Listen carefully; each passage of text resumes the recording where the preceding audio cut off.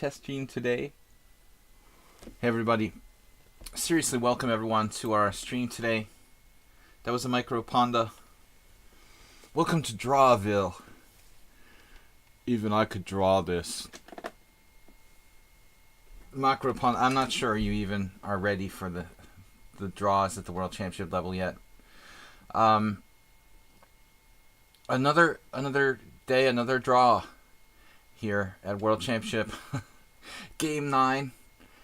Anyway, now Anish Giri can just stop taking so much heat, you know, and Li Chao, because like draws are just the trendy thing to do. Is this real life or is it Weird Wednesday? Weird Wednesday and a visit to Drawville. That's what I called it. Yeah, well, I thought we'd take a quick look at Game 9 from the World Championship. Kind of an interesting opening. Carlsen, again playing the English, and Caruana playing this kind of unusual line for black. The reverse Sicilian, which is normal, but he's playing this move, Bishop c5 here, which he's played before. I mean, I don't know who introduced this into practice. It smells like computer. But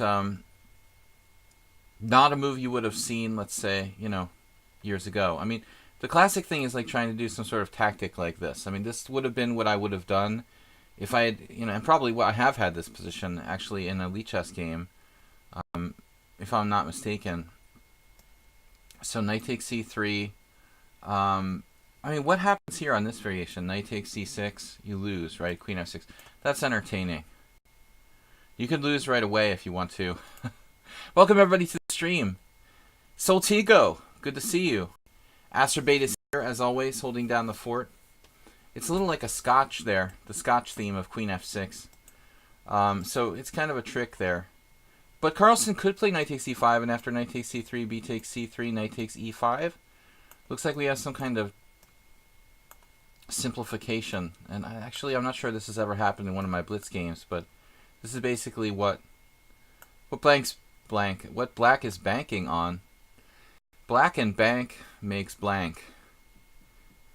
Yeah. Anyway, it's another invitation to Drawville after Bishop c5. Carlsen goes down this line, which I guess was played in previous Caruana games. You can see Caruana played this against Aronian, against Anand. So the other thing about it that's interesting is that it's not like it's secret that Fabiano will play this variation. Carlsen just absolutely refusing to challenge Caruana in the opening by refusing to play anything but the English with white. The English is a great opening for like beating weaker players. But honestly, you're kind of giving up your opening advantage when you play 1c4 at that level. Even at my level, probably, you're giving up your opening advantage. So someone's claiming, okay, he had like 0.8 at some point. Yeah, well, anyway, he did manage to get something. He did manage to get something in this game. He played an interesting move, bishop g5, brought the bishop back. This gives the knight this square. But he has an interesting plan here to challenge the center, which I thought was ingenious. He plays this kind of ugly-looking bishop b2 to enforce d4. And this was I thought, really dynamic way of playing the position. It would have been much more, you know, like strategic to do something like knight d2, safer. Knight d2 is the other move here. So it's not like Carlsen played like a total wimp, but he was unable to really get anything going out of the opening. It looks relatively imbalanced, rather balanced. So eventually, I don't know what was going on if they repeated moves there, but Caruana decided to trade his white squared bishop off, and then Carlsen got a tiny edge in this ops-colored bishop thing. But it's pretty boring. Someone's saying like 0.8, but that's like if you're a computer and you play like perfectly. Here, he plays h4, g6, and then h5 right away, which was condemned by the computer as a slight inaccuracy. But honestly, I mean, it's probably still a draw. 0.8 is still a draw. The margin for error. The margin for error with the draw is probably up to like 0.1, 0.4 or something, you know. It's still going to be a draw. So it's still probably going to be a draw. We'll see. All right, guys, it's Weird Wednesday, so let's get some challenges going. I'm going to be streaming until 2:15 today. H4 is Panda approved. So, of course, check it out, guys. You know, it does say H4 there, right? You see the H4 in bamboo. Panda approved move there. So Merlin the Wizard is challenging me. We're playing Weird Wednesday today. I'm going to go and take this challenge. We're going to leave this Drawville. Smallville and Drawville. Different players. Merlin the Wizard. So the theme of the day is not necessarily Drawville. That's just my name for the World Championship match. Clash Kid, what's up? I'm playing Unusual Openings. I'm supposed to play Unusual Openings here. Unusual Systems. I've been going over the games of David Bronstein this week. Some people say Bronstein, I don't know. But anyway, tomato, tomato. After e4, c6, what do we do against the Caro Con? The Caro Con. Let's try this. We don't do Bong Cloud. Merlin the Wizard. Who is Merlin the Wizard? He's from Belgium. I've never been to Belgium, but I know they have good beer. Trappist monks or something like that. Okay, 92, e5. I looked at this a little bit with some people in terms of playing black. David Bronstein. Did he play this? I'm not sure. But I brought up Bronstein just because studying Bronstein is, I think, a good thing for your creative inspiration. He was a great player, though. One thing about Bronstein that I've noticed is that he was, because he's, of course, deceased for many years now, he was very universal, though, you know, kind of famous for being an attacking player and stuff. I think he was just really, really good. Just really good universally. So, I mean, this is not necessarily an overtly... Am I supposed to do e6 or something? Can I do that? Probably could.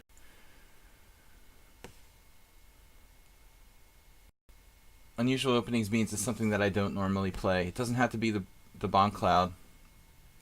Spending 15 minutes on his first move. I'm not sure about that. You know, it sounds like something he might do.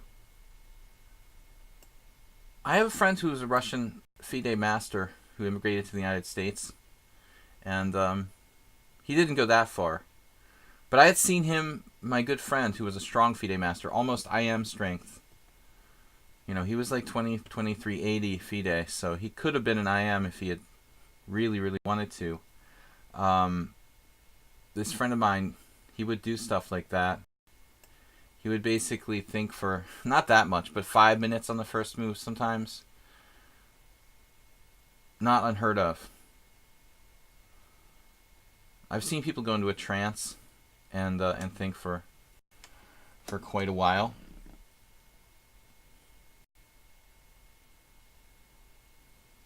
Now he wants to bust out with e5. How can we stop that while all the while bishop d3 is not a bad move, but I need to justify that somehow. Bishop d3.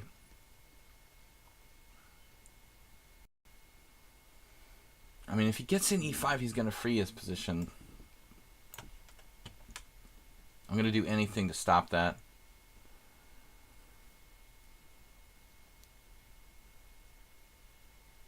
Okay, but he didn't routinely. Bronstein respected the clock, and he actually liked rapid chess. So he would play. He was extremely strong in blitz too. Legendary. He won the Moscow Blitz Championship like 5 times. I mean, he was an awesome 5-minute player. So it's not like a guy who had to spend 15 minutes on the first move every game. But I've always had, you know, these collections of his games, and honestly, I've gone over some of Bronstein's games, but never really like methodically done it. And I think if I'm gonna have some free time these days to study something, that's what I'm gonna focus on. All right, so here we go. Have I ever had a glass of Romanian Tweeka? Or you say Tweeka? How's that pronounced?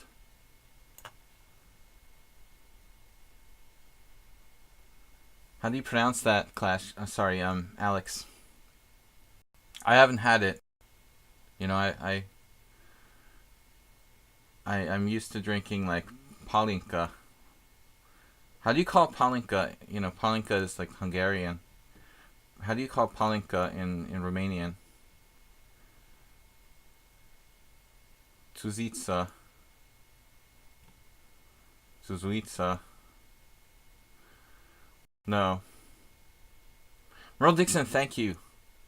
Merle Dixon on the board for the week with 100 bits. Soltigo said, I just woke up and still half asleep. Feel like watching today. No, it's good to have you in the house, Soltigo. You are my neighbor, you know. You're a New England resident like me. It's the same. Oh, it's the same as Palinka, of course. So it's basically like really strong brandy made from fruits, like typically plums. King D7. Time to develop.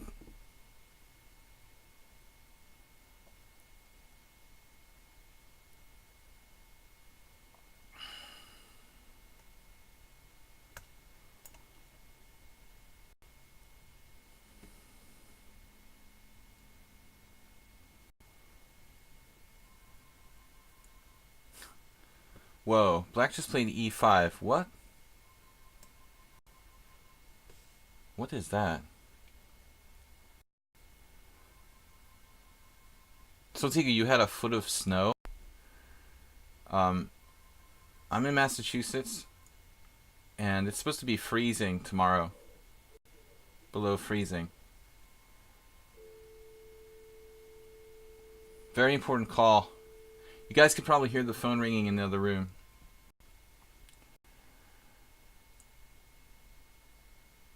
Oh man, E6 is tempting, but it also might kind of free him in a sense.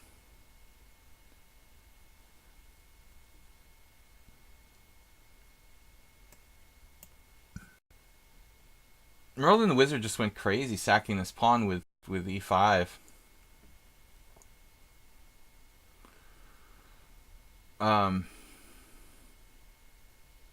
Yeah, I'm too far south for snow.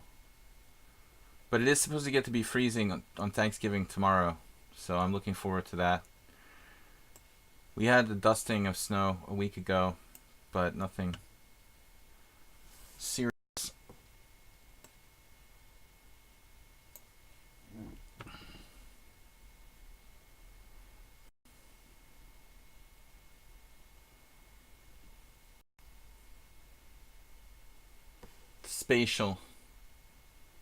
Spatial relations.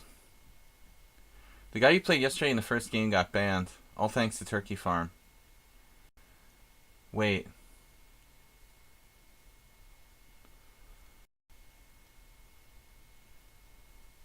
The guy I played in the first game got banned, JCS? Because the guy I played in the other game got banned. The first guy I wasn't sure about. Really? Well, to be perfectly honest, I'm always suspicious when it's like the first time I played someone and I lose to them, but I was on the fence about him. Wow. Well, I don't want anyone to get banned, you know, if they're not guilty, but I didn't report the first guy because I was not going to base my, you know, my decision on one game, and honestly, I didn't think it was definitive. The other guy, for me, was like 100%. The style of play, I looked at other games he played and stuff, and it looked bad. Merle said both of them. I don't know if it has been mentioned already, but you're right about the two guys respected of cheating. Well, I mean, you know, it's kind of like, did Khashoggi, like, you know, did the Crown Prince of Saudi Arabia order the guy's assassination? I mean, yes, it looks like he might have, but we can't prove it definitively. It's kind of like the same with the cheating. But the first guy, I wasn't 100% on board about. He certainly didn't play perfectly. You know, he made mistakes, yet beat me anyway. But I kind of forgot about him. You know, the other guy really concerned me because he was playing like really well in other games too. So he just dominated the tournament, though he lost 1 or 2 games. Anyway, maybe I feel vindicated. So Turkey Farm did some investigating. Yeah, you need to do investigating. I'm never gonna report someone based on one game. No matter how suspicious it is, I want to do proper investigation.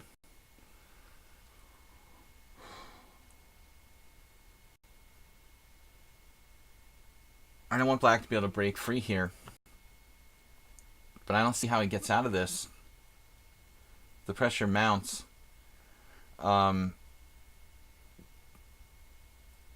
c7. Now, come on. Come now. There has to be a way to do this. Wow. I like this. All right, rook 7th. I mean, Merlin the Wizard is going to lose on time. So I got top 3 yesterday. After the one guy was banned. Wow. How do I finish Black off here?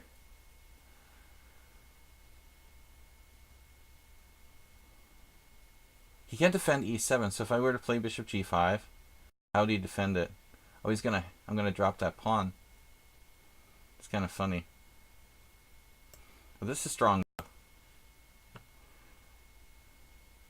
This can't hurt. I mean, it could hurt him. This will hurt you more than it will hurt me. Merlin the Wizard. We got space. The influence of Bronstein has already changed my play. I need to go over like 1,000 Bronstein games. It will change my play forever. Alright, knight c5 check. He went there. No, this looks bad.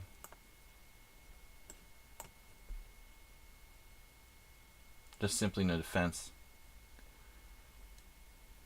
During the time of me streaming, I've got 5 players banned out of 6 reported. Honestly, I don't want to talk about computers again. You know, people get pissed when I talk about it, so we'll just lay off it for now. But I hadn't reported anyone in a long time. So, you know, I'm talking about a matter of weeks, probably, since I reported anyone for cheating. You know, that's a good sign overall. Alright, so we are playing Weird Wednesday, guys. We're going to take a look at the World Championship for a second before I start the next game, just to kind of make sure that nothing crazy is happening at Drawville. Anyway, Weird Wednesday Unusual openings.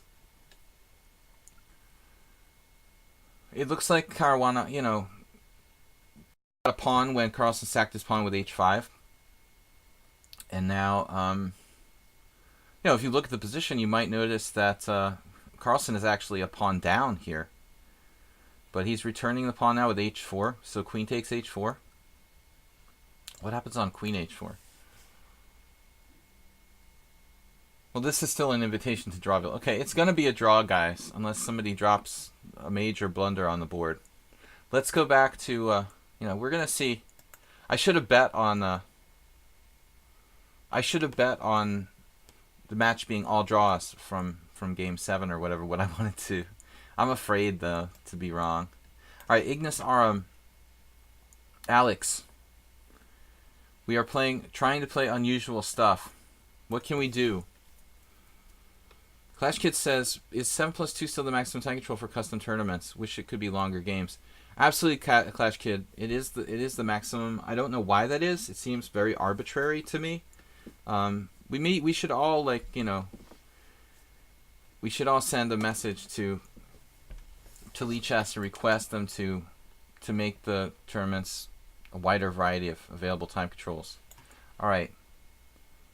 What are we gonna do here? The Verisov. Now, 2 seconds after I played a cheater, lichess caught them and told me I lost to a cheater. Yeah, they're pretty good. You know, there's a huge volume of games going on, so you can't expect them to catch everyone, but I think they do the best they can. E6 here. So E4 just transposes to a classical French. What do we want to do? BG5. A variation of the Verisov. And this is an independent move. Now, bishop e4, so this is kind of fun. E4, d5 transposes to, you know, the McCutcheon. which I never play, either side of. But I was trying to play unusual openings today, so.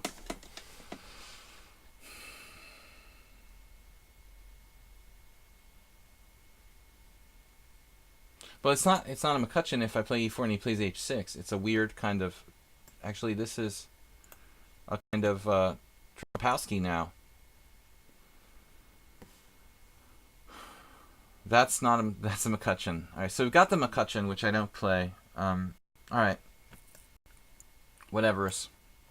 Clash Kid just made it 750 bits to take the bit lead for the week. Just leapfrogging over Asterbate and Dim. Thank you so much, Clash Kid. How heartbreaking would it be to to learn Carlson had been cheating? He's cheating in all these draws. Imagine if a world champion was caught cheating. There was Toilet Gate, with Kramnik and Topalov years ago.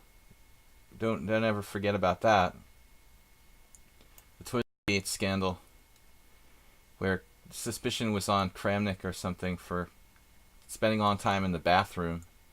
I mean, so even world champions are not above suspicion, guys. Bishop d2.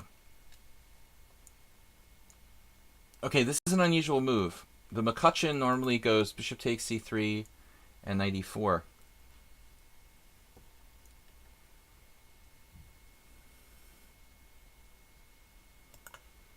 So what are we doing here?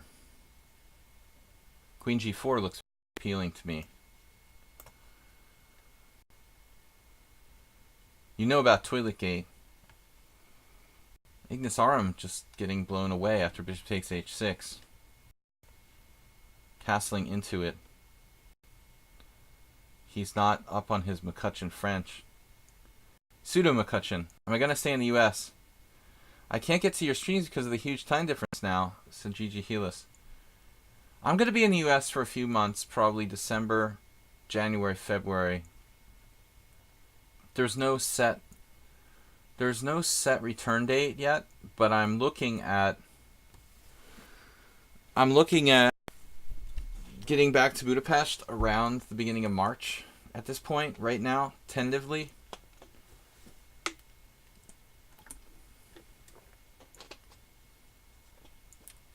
I have issues with my mother. She's in need of physical assistance and getting her set up. She's going through rehabilitation for a fall and stuff. So I'm kind of on call taking care of her. At the moment, I'll be dealing with her until she gets back on her literal feet. And then I'll be going back to Budapest, I think, hopefully, as I said, around the beginning of March. Alright, castling here. What do you want to do? Let's... Bishop d3, c5, a3... I mean, a3 can be played. JCS says, I have trouble finding a line, really, like versus bishop g5 in the French. Like versus. Are you talking about... JCS, you're talking about playing with black? Clash Kid, yeah, thanks so much, man. Soltigo again, responsible for the overlay. And it's good to have him back in the stream. Pandas in the house, the replacement pandas. We don't forget the original panda. This is Micro. Hello, I also like h4. And Macro Panda. Hello, thank you for the donation. So, Clash Kid, we thank you. These pandas are not really as charming as the other original panda, but we will get back to Budapest around March. It looks like my Hungarian teams are not too happy about it, but family and health is priority here. All right, so Ignis Aurum just completely collapsed. It's our second collapse. Collapsible opponents. Actually, Merlin the Wizard last game uncharacteristically fell apart. Azerbaijan donated $4.30. We've got a bits battle. A bits battle in the house on a Wednesday. Masturbate with 751, Clash Kid with 750 for the week, Dim there hanging with 500, Earl Dixon with 100. That is awesome, guys. Thank you. So Ignis giving it up. Good to resign here. It's totally lost. He's blaming it on the Palinka, but that stuff is strong. So yeah, it's 6:25 in it's 7:25 in Romania. So it's the drinking hour. Clash Kid is up 7+3. 7-hour time difference between here and Bucharest. I guess. Okay, Clash Kid donating majorly to support the stream. Thank you guys. You will not fight with Astrobate. He'll overbid me on Sunday anyway. You just weren't here. Oh, you mean you can't be here to protect your interests on Sunday?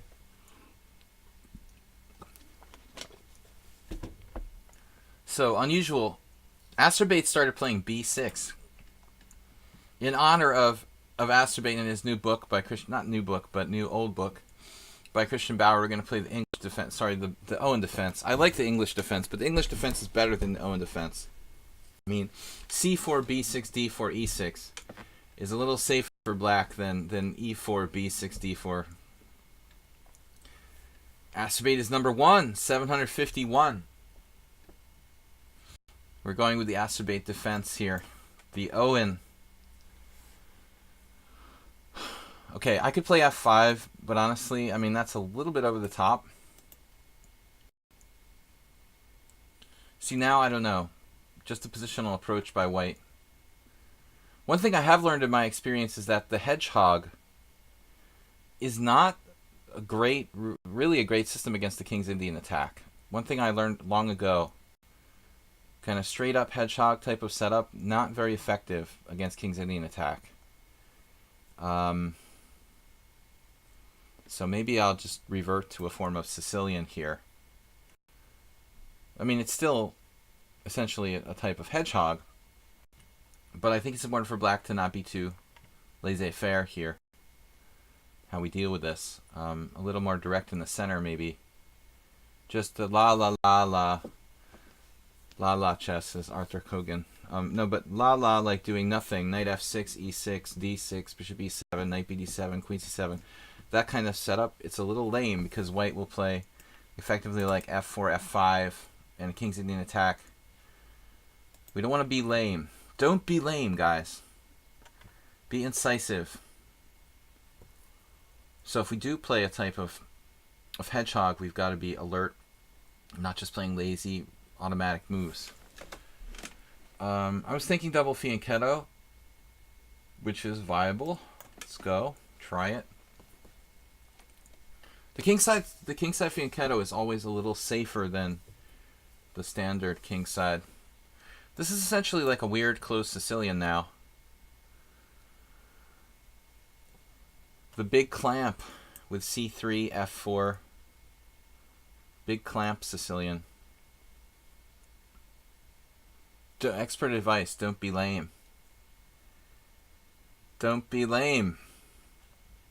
Yeah, but then again, we need to choose a setup here.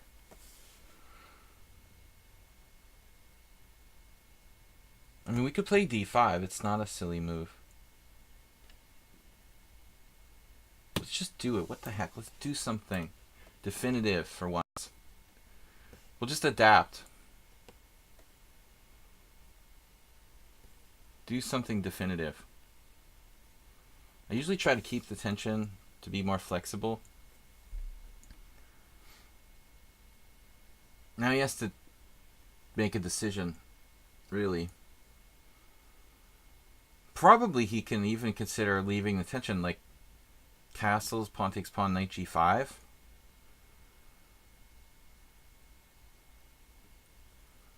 Okay, so the first option is d4.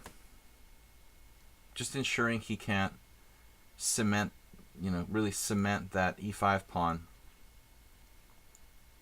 What I'm doing here is essentially very double-edged, allowing the wedge to establish itself, allowing white to establish this wedge on e5. If e6, I can play f6, but there's some danger here.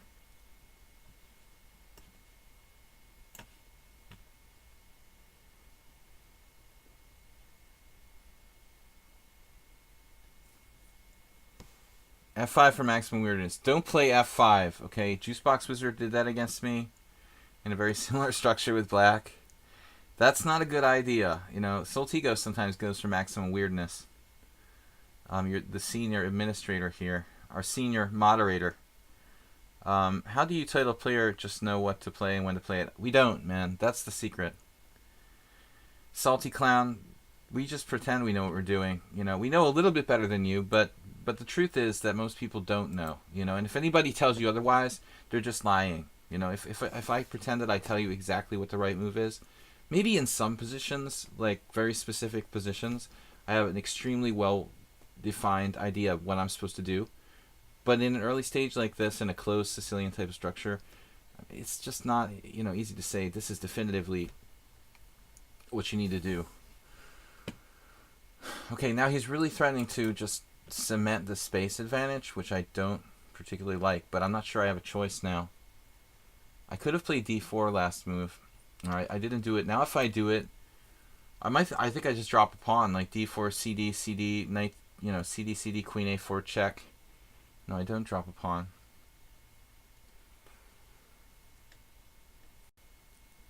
Maybe we go for it. We go for it. I don't know. I could play knight f5 here. If I play knight f5, he can play g4. And then I'm like, what am I doing? Alright, let's go for it. Let's go for it. Just don't be afraid. Pawn structure.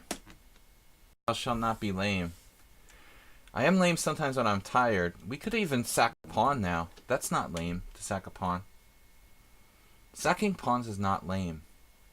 Like knight f5 playing it as a long-term pawn sacrifice, I don't know. I don't want to jeopardize my structure. Here, knight d7 you could consider.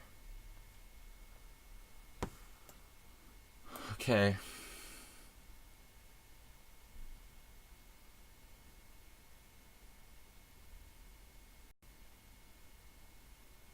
Yeah, pawn structure is... The pawns are the soul of chess, according to Tartakover. Pawn structure, it takes a long time to really appreciate and learn. Absolutely. Whoops, whoops, whoops. This is double-edged. The pawn structure, very risky. You know, having that pawn forward where it could be overextended, picked off. At the same time, there's some pluses. You know, his pawn becomes almost like stranded, you know, with no support. My pawn is further advanced, so it's making it more of a direct target to enemy pieces. Is it lame to sack lame pawns, though? I'd rather keep the initiative when I can. So if I play knight f5, well, knight c6, knight takes d4, for example. But we're looking for the initiative here. Knight f5, g4. Knight f5, knight takes d4. Bishop takes g2, knight takes f5, bishop takes f1. Okay, I'm not buying that.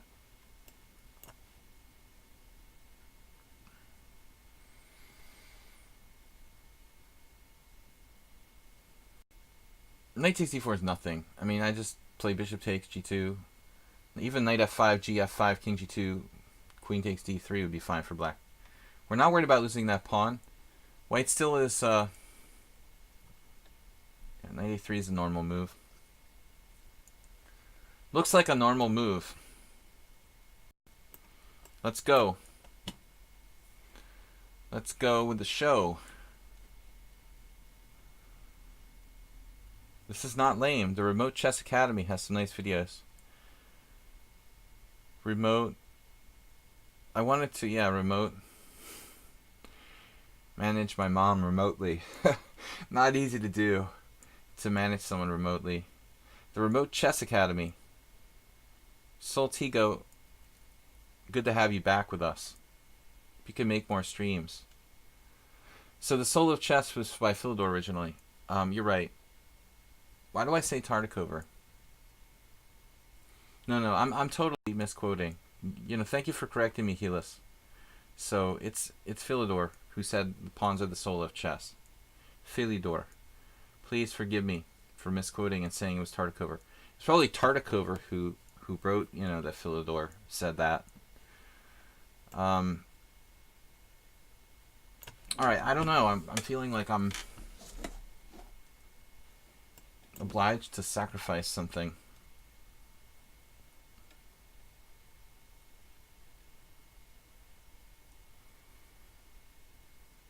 My knight on d7 now is suddenly pretty stupid. To this energetic move b4, we're going to have to bring it. Now he's kind of setting up e6 stuff. E6 stuff. While avoiding a5 all the while. So what do you want to do? I mean, e6 takes, queen takes, check. That does look a little annoying. He's also stopping me from playing. And he's got knight g5 in lines. I'm very concerned about this. Knight d7 ending up being like a really bad mistake. In some sense. Where's my knight going? I need something fast. We need a square. Take, queen takes. Alright, whatever. I mean, I can always sack a pawn. Famous last words. I don't know. I'm going to get my pieces out. We got to be energetic. Creative. We need a square for the knight. If he plays e6, he's going to hang his rook on a1. I'm not sure he can really do that. So after long thought, he's going for the surround. Surround sound. Okay.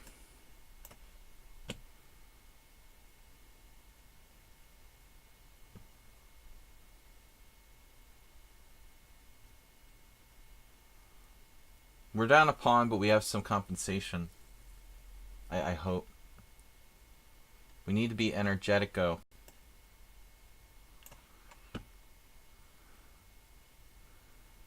Keep him busy. Just overwhelm white with development.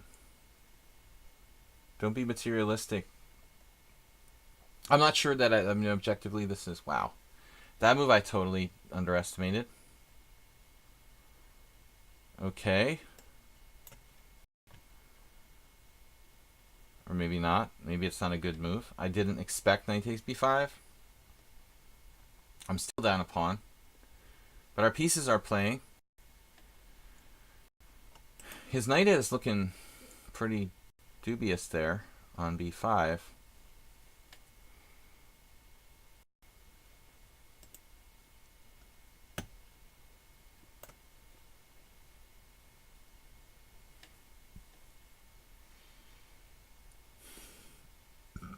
Unfortunately, he can play rook c5. That's going to be a problem.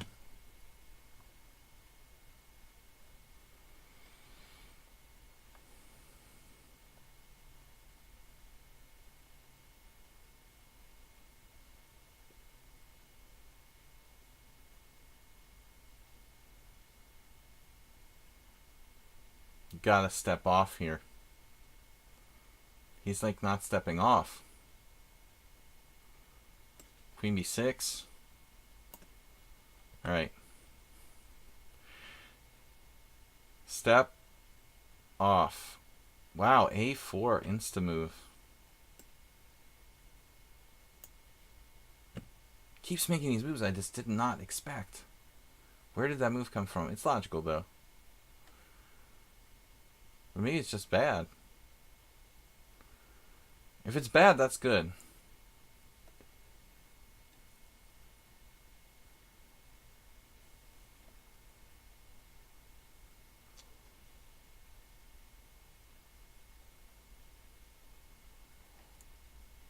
I expected rook c5, but I had rook a5 there, so actually, I don't know what he should have played. Where's his knight going? Not clear. Stupid question, stupid answer. Now he has something. Darn it.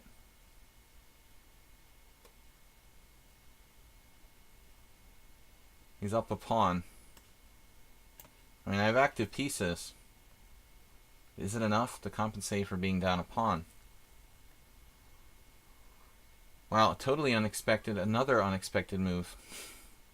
The master of the unexpected. Zwischenzug after Zwischenzug.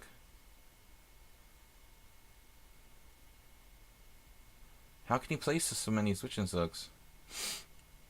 It's unbelievable. Seriously, dude. How can you play so many Zwischenzugs?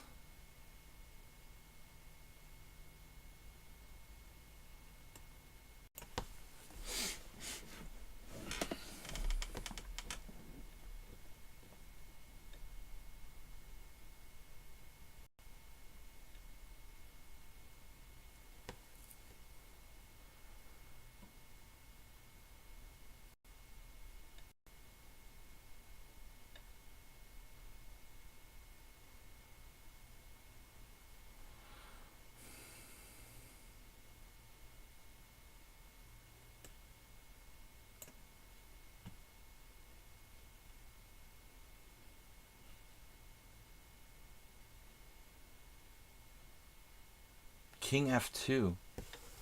What? That's kind of a crazy move.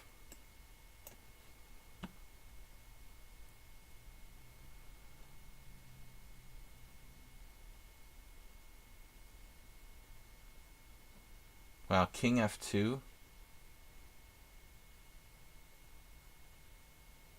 Now he's just like calmly playing Queen C4. What the heck?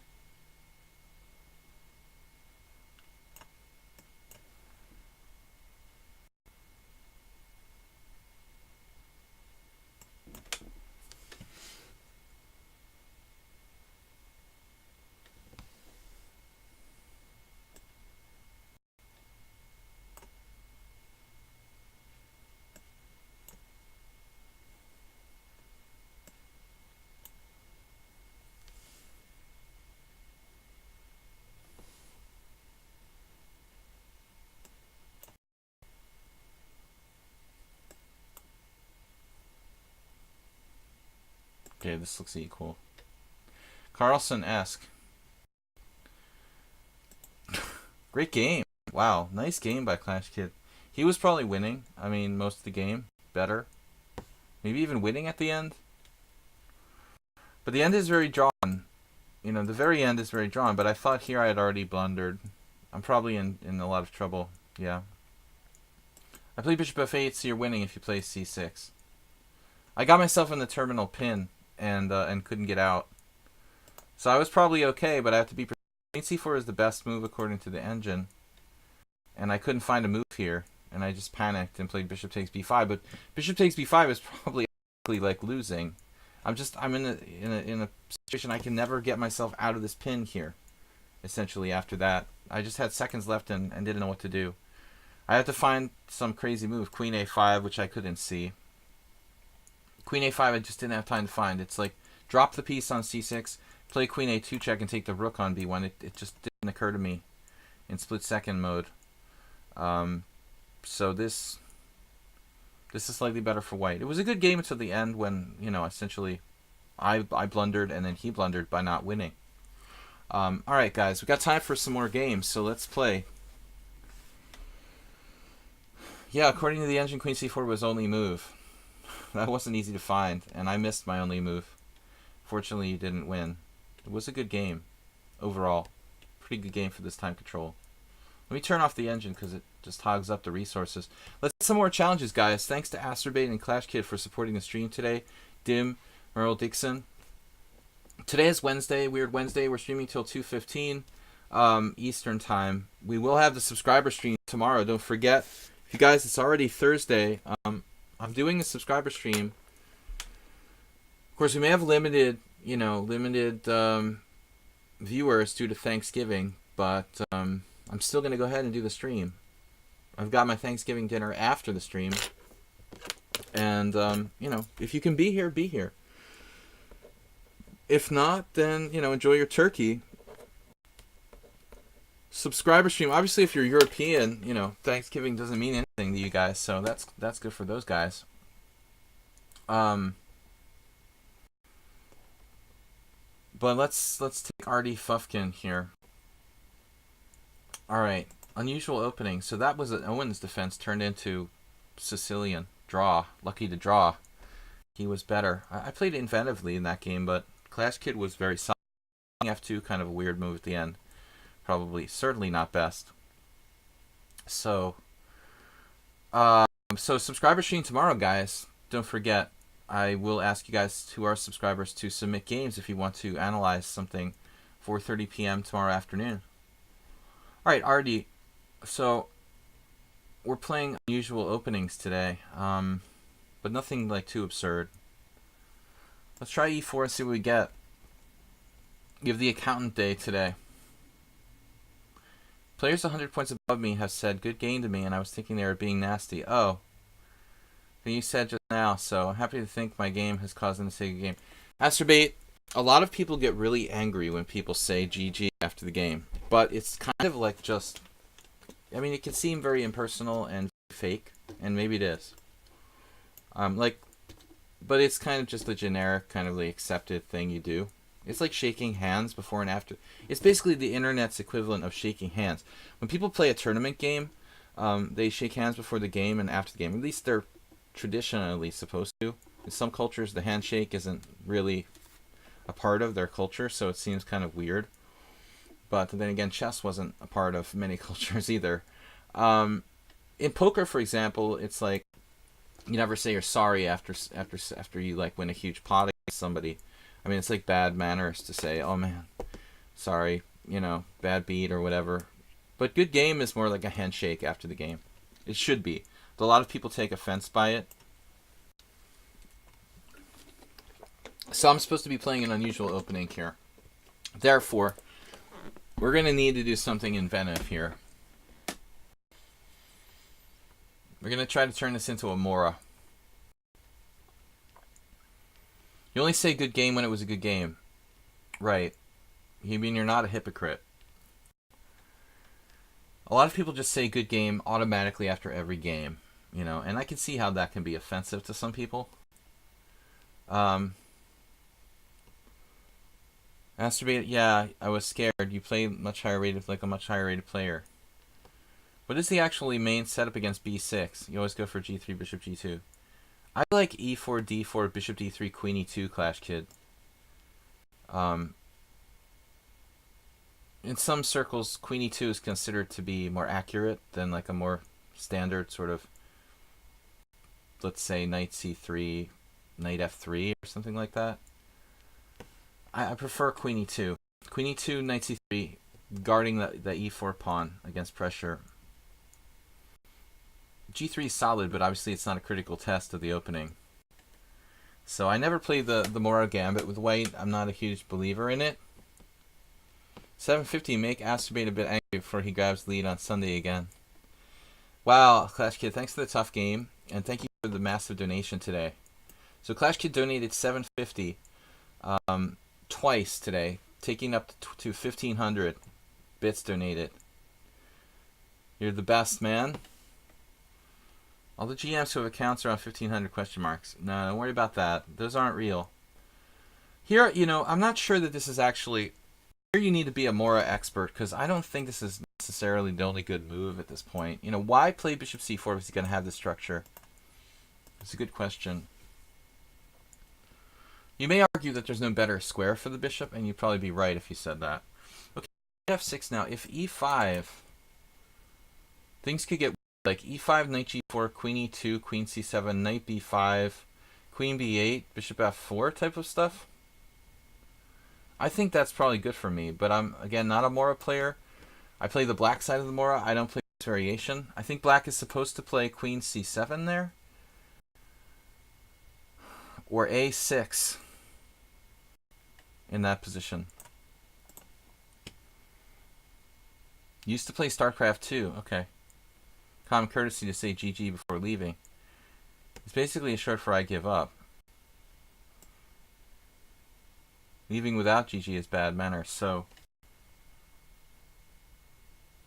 Yeah, I mean, that's the internet chess kind of thing, too. But I've seen people get really angry about it. Um, but GG clearly stands for a good game. It's it's not just random. Its meaning changed in terms of StarCraft or some other games. Um,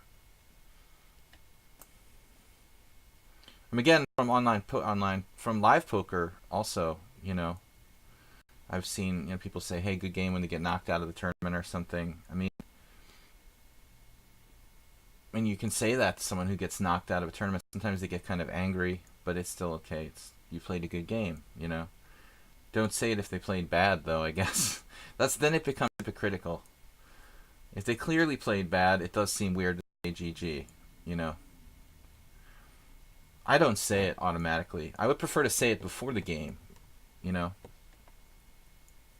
so I have 94 here.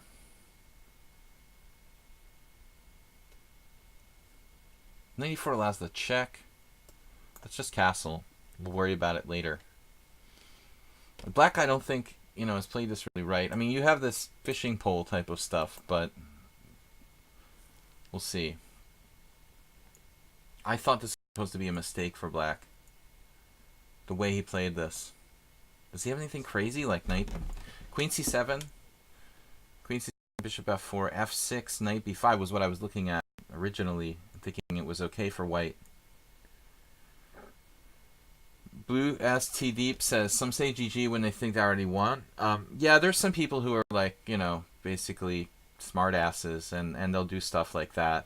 Be like, good game, it's over, man, and it's just another way of being asinine.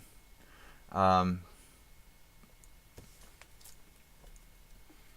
chess etiquette, in the internet age is kind of a forgotten art.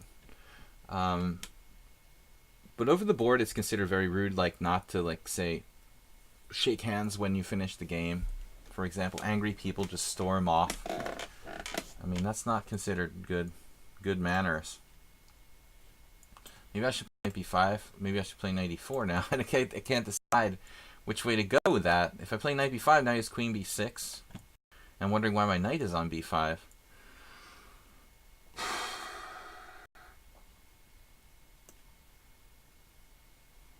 Yeah, let's just wait with the knight b5.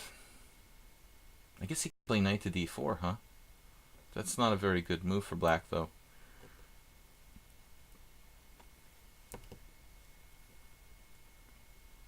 You say GG as an acknowledgement of a good game. Well, that's what it's intended for, JCS. Some people say good game before they resign. Absolutely spectacular, Camel. Yeah, it's kind of like, good game, I'm going to give up now.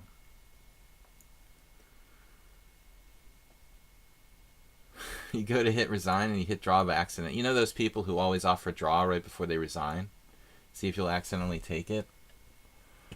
That's weird. Alright, so if you're going to give me the chance to play h3 and kick you to h6, I'm going to do it. Today some guy asked me for a take back and then for another one. I was totally winning, gave it to him because it wouldn't help anyway. What I have noticed is that the second request was not for a drawback, not for a take back, it was for a draw. Drawback. It's a new word.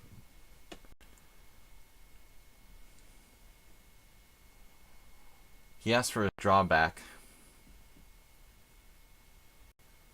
Okay, so this reminds me of a game I had against Nils, I think.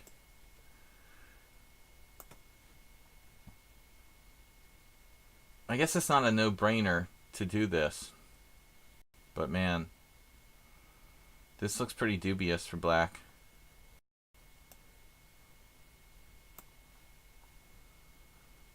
Very similar to my game a couple weeks ago with Nils. I also play knight h6 on move 1 sometimes for fun, so I'm familiar with these types of themes. Here I was banking on winning an exchange.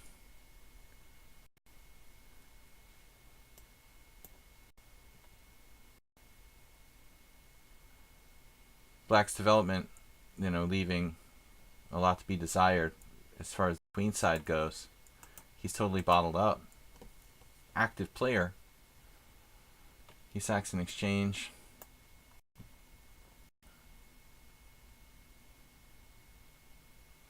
My friend Sitash Gabor, who's a Hungarian candidate master, a good blitz player, a friend of mine for many years. He says that his catchphrase is that active player never cries. I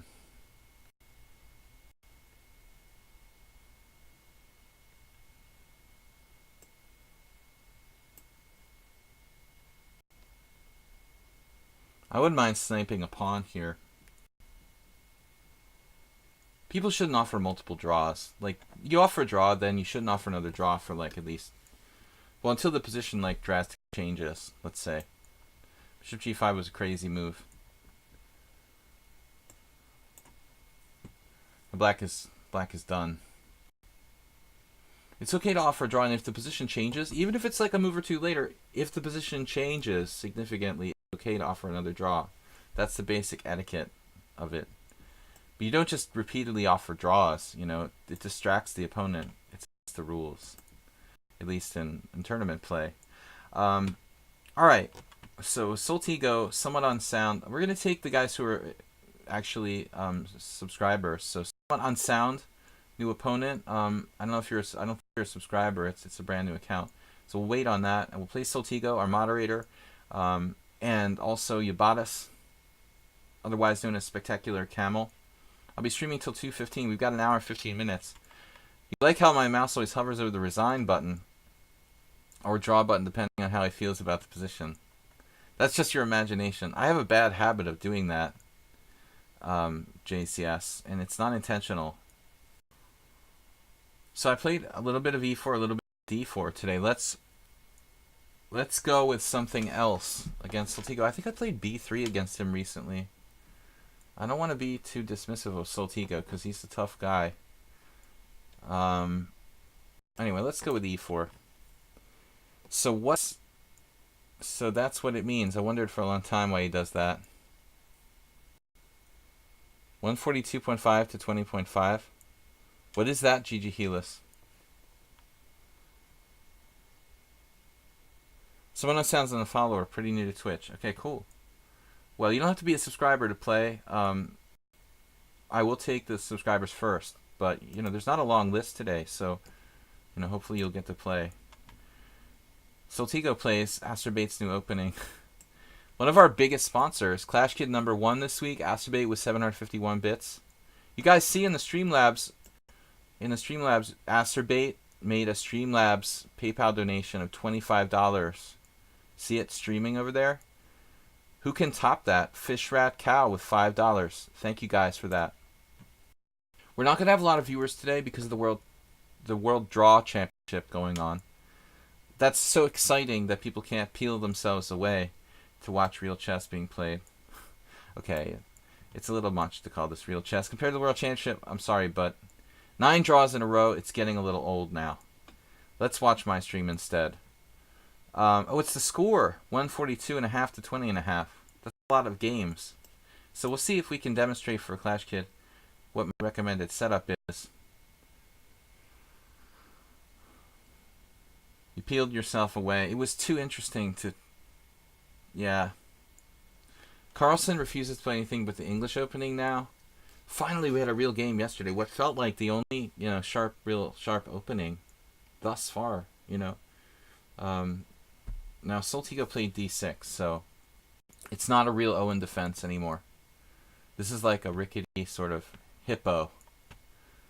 No longer is this a true Owen defense. It's kind of a weird, just a weird, I would call it weird fianchetto defense with a hippo-like intention. In the hippo, you bring the knights to the center on e7 and d7, and fianchetto both bishops. That's looking like what Soltigo is setting up here. And although I've played the hippo sometimes, I actually have a hard time. I have a hard time against it. It's so amorphous, you know. I don't really have a set formation that I've been happy with. Happy hippo. Not to be underestimated is the hippo. Well, it's Owen Soltigo. Not like Owens Corning, but Owen. The Reverend John Owen. So when you make it like Owens' defense, if it's Owens' defense, I guess it's the Owen defense, technically.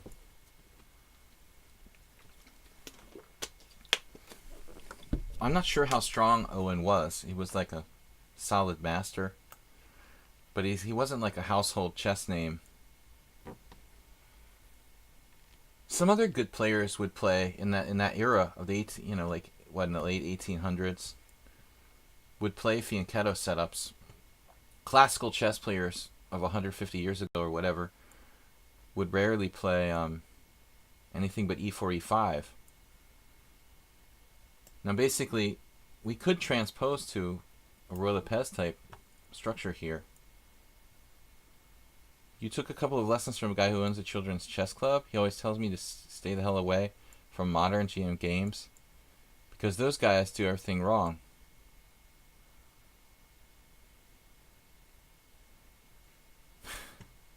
Obviously. Well, if his argument is to try to encourage you to appreciate like classical masters and stuff like that, the historical side of chess, if that's his intention, it's okay, but if he's trying to say that like modern chess players play less correctly or something, then he's dead wrong. It's okay to appreciate like classical chess masters of the history of chess, but to try to like pretend that modern chess players are not doing it right would be kind of weird. All right, so we do have a weird type of hippo with the e5 pawn, not on e6 but on e5.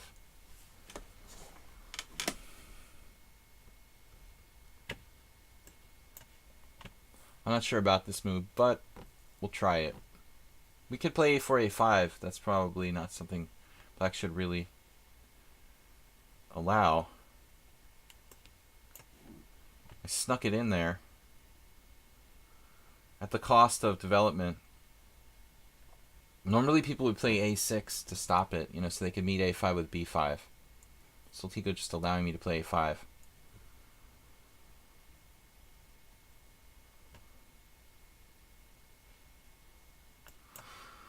All right. He's been forewarned. The final frontier. I believe in space. This made me think of music yesterday. I tried to remember this terminology. I was talking about music and the Pixies yesterday, and I mentioned this album. I don't know if anybody here likes alternative music or anything like that, but there's this album by the Pixies called Trompe le Monde, and one of the songs on it, Alec Eiffel, has this line that's something about space. It reminded me of this position, this space here for white. Very, very significant when I push this back with a6 and the bishop on c8. But still, Soltigo's hanging in there.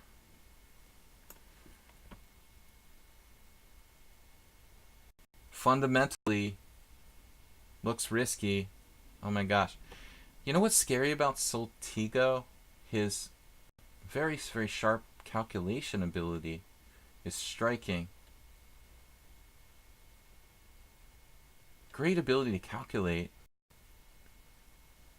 So I might be in trouble now. Takes, queen takes, bishop takes. And his two bishops are looking pretty decent. Man, I didn't really want this to happen. Now he plays h6 and he plays f4 and he closes everything down. I've got a problem. Like, if I play bishop f4, that's a problem. If I play bishop d2, he plays f4, he shuts it down. How bad is that?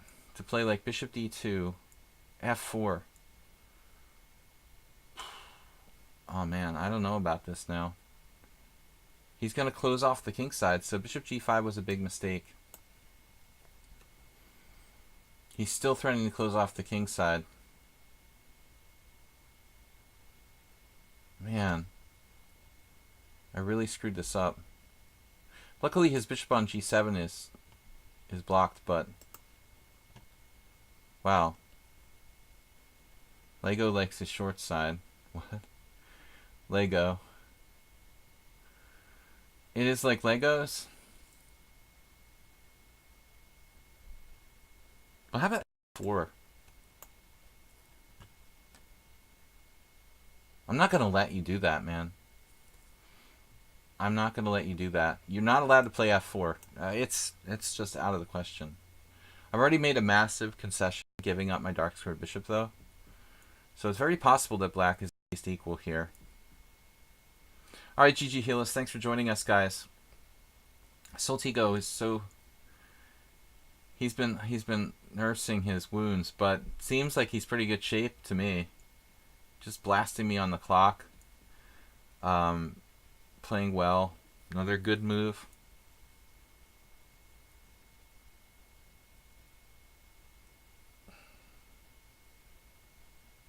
Bishop b5, anything?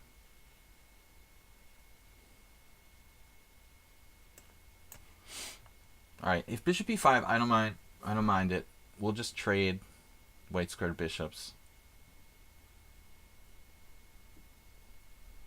I don't like this black having the bishop pair here. Dim donated 300 bits to take second place over Acerbate. So huge donations, guys. Thanks for supporting the stream. Clash Kid Dim. Now what?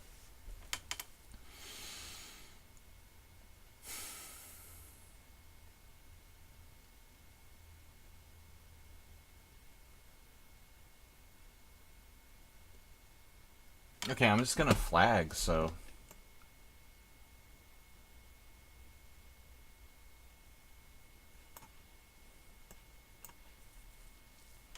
This is probably not a great move. He only has 3 minutes more than me, outplaying me over the board. On speed and position, he outplayed me completely. He's also been scoring pretty well lately. Though we haven't played too much recently, if you look at his score. Win, win, loss, loss, win, loss, draw. He's made almost 50% against me in the last 7 games. Actually, he's made 50% against me in our last 7 games. That's insanely good for, you know, 1900. But I think he's a little stronger than that. But this is a never played in a tournament game, I believe. So that's crazy. Tigo. Sorry, I thought you called him Lego. Something Lego-like about these pawns over here. You called him Tigo. The Lego shapes. Lego pawns. I don't know about this last move of mine. Queen c2. Trying to create some threats along the file, but I'm not really threatening anything.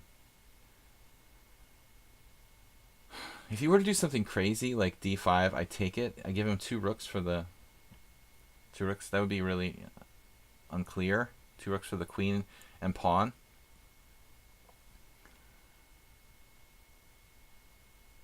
I would be forced to do that, though. d5, ed, queen takes, rook takes. I'm lucky, you know, I could play king f2 as well there. Okay, that's a really unclear situation. Anytime you trade queens, like a queen for 2 rooks, it's difficult to evaluate. This doesn't look like a good move by black. In my humble opinion, queen h4. I just think he didn't know what to do, made a move. But I don't mind putting that pawn on g3. It slightly weakens my king side, but this is secure now. And my plan is to put my pawns in dark squares, because I have a white square bishop. Anyway, I need a little bit of insurance on the dark squares. He was 2100 before he started streaming. Right. Well, it depends on what rating system we're using, right? Classical or Blitz or whatever.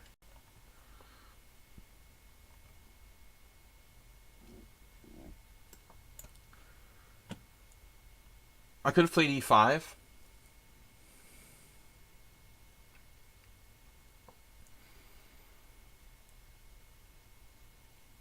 Luckily, his bishop is really limited, and limiting him here.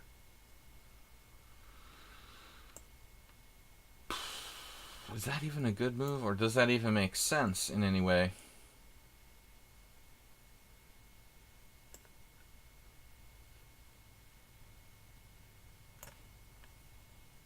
And I have no clue what to do. No clue what to do. At least his bishop on g7 is shut down by my pawn structure. The other one is more of a wild card, the white square bishop. And my pawn on a6 could turn out to be a weakness instead of a strength.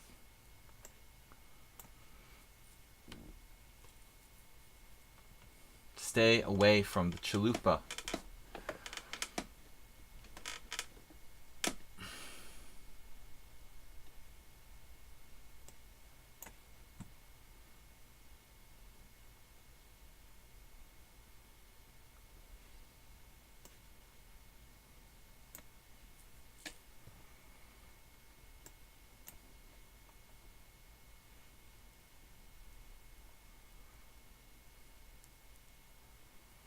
Fixing the structure would favor the knight a little bit over the bishops.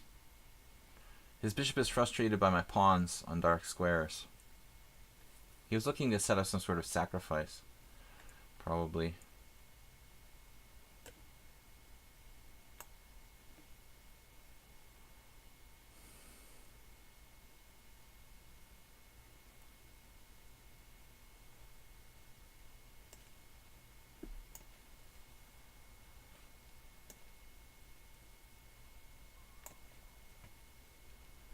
But I have the ability to hit the f-pawn 3 times.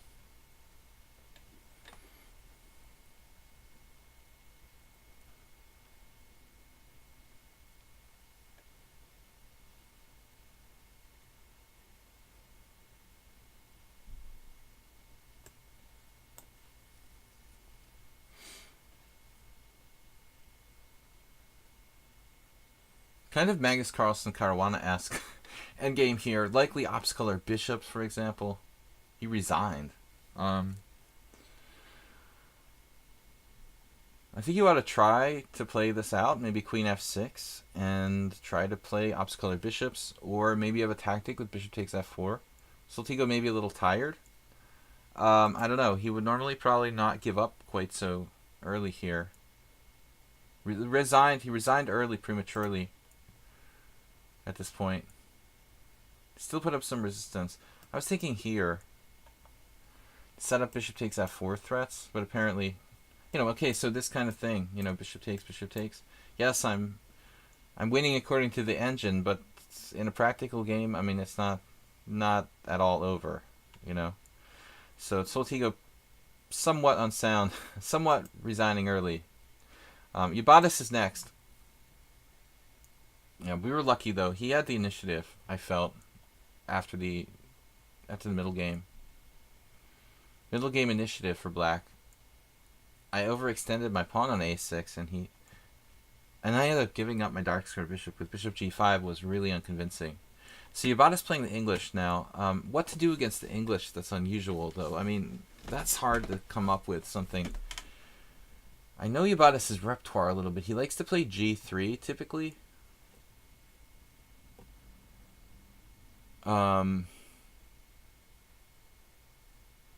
I play b6 all the time, so I'm not going to do that. Soltigo said something came up. So he did resign prematurely. Let's play the Dutch. But you can't really play the Dutch against the English. It's basically like a closed Sicilian of sorts. It's only a Dutch if white plays d4, technically. But anyway, the Dutch isn't part of my normal repertoire, so it qualifies as a weird opening for me. Is the U.S. Championship, again, I'm saying U.S. Championship, I don't know why, I'm just American, so I say that, even though I live in Hungary. Is the World Championship over yet, like Game 9? Can somebody give me an update? Can we get an update, please? Greetings from Holland. And the Dutch is a great opening. Yeah, it's still not a Dutch, technically. White has not played d4. So you're from Holland, okay. Thanks for subscribing, Dark. But, well, this is essentially a Grand Prix attack against the Sicilian, reversed.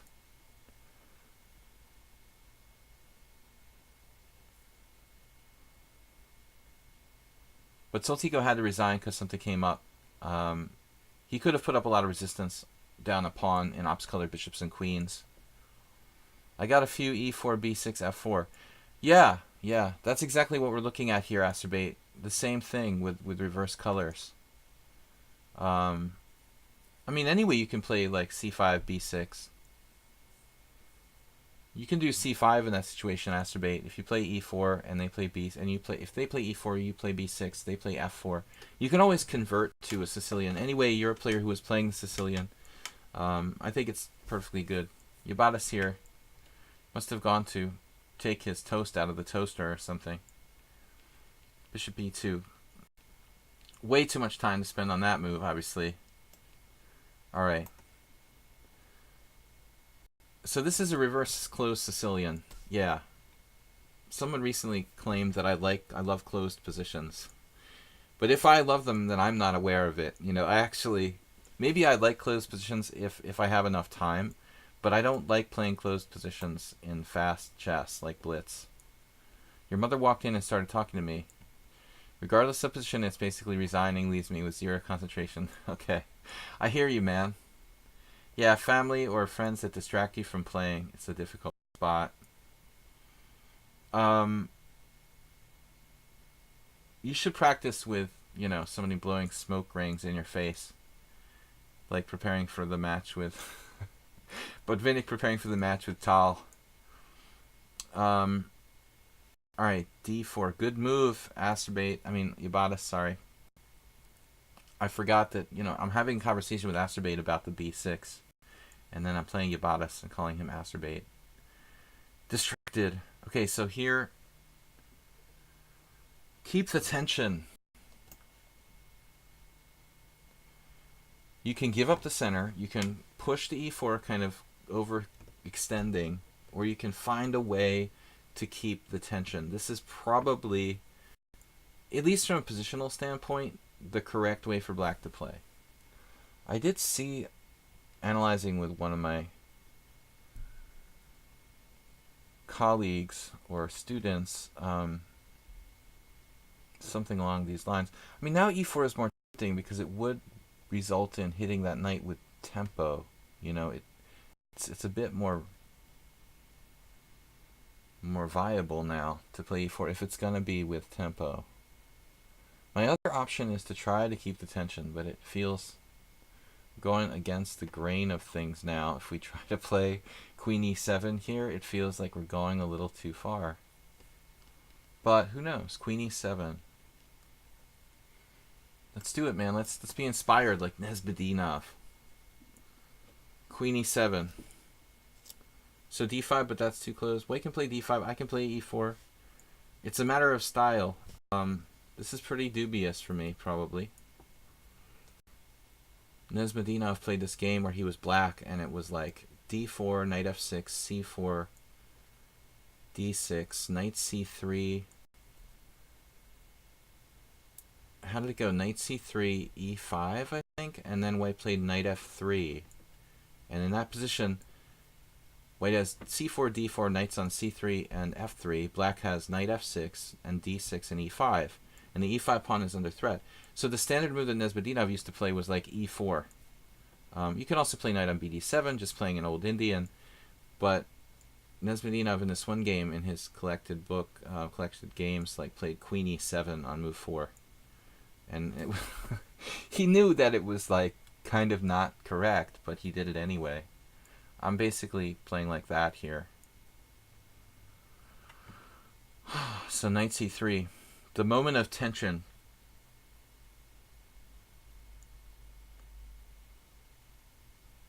If I take on d4, he plays knight takes. Then maybe g6. Let's try it. We gave up the tension. That makes sense to give up the tension. It's always a concession. I'm making the first... I'm blinking. It's a game of chicken, as we call it in English. And we're driving cars head on each other or whatever. I'm the first one to blink here with the ED. It feels like that's to Yabatis's advantage. I've blinked first. Blunk. Can you say blunk?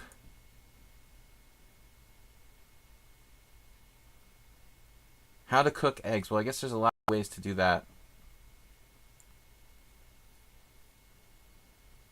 Don't forget to leave the shells on the eggs. Ugh. I don't know about that. Don't forget not to leave the shells on the eggs. Masturbate renames to Bing search. Bing used to be a total. Is it still a scam? Remember when you couldn't get that off your computer? It would come like free with McAfee or something. And you'd spend like a week trying to get Bing off your computer. It's more legitimate now. Oh man, I'm very worried now. I think I blundered. Oh no.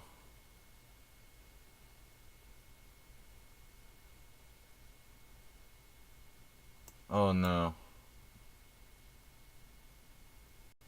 Does anyone know what's going on? I'm at least sacrificing the exchange, it appears. I obviously didn't calculate this enough. He manages to steal an exchange. He's the weaker of the two camels.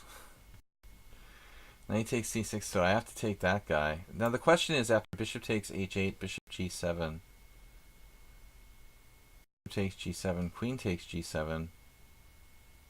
Well, I'm not forced to play bishop g7.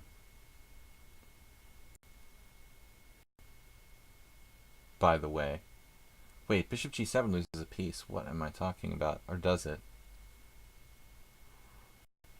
Well, it's like takes, cd, queen c3 check, king e2, queen b2 check.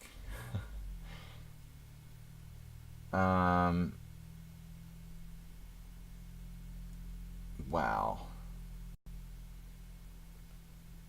Do I have any sort of mate? No.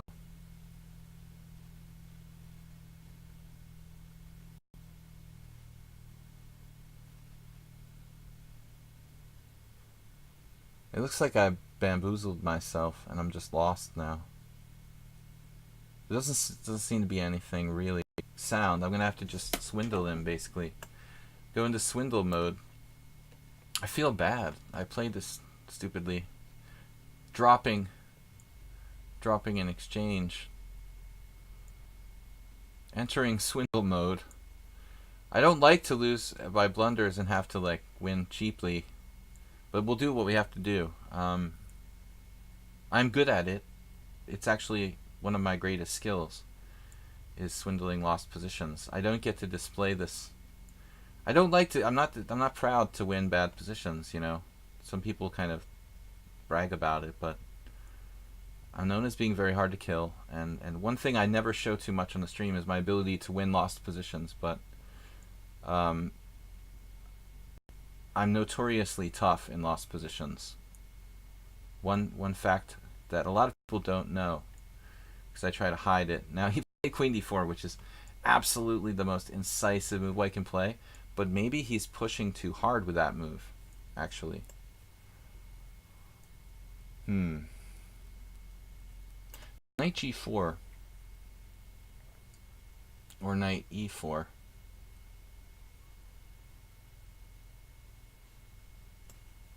We're going to get in time pressure soon. But leaving that bishop on h8, you know, could be a bit awkward for white. His pieces are precariously placed. It's a recipe for disaster. He could play f3.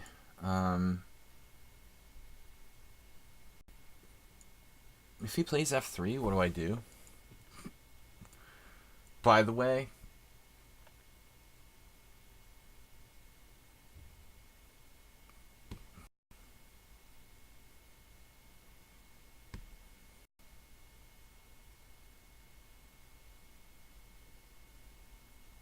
remind me never to play the Dutch or whatever this was.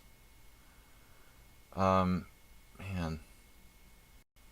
We've lost once against Yabatis. It's looking like it could happen again here. Okay, c5, queen d5. Rook b8. How bad is that? Maybe it's not so bad. That's not very inspiring, though. And queen d5, queen g8 starts to look weird. For him, actually. Alright, let's try this.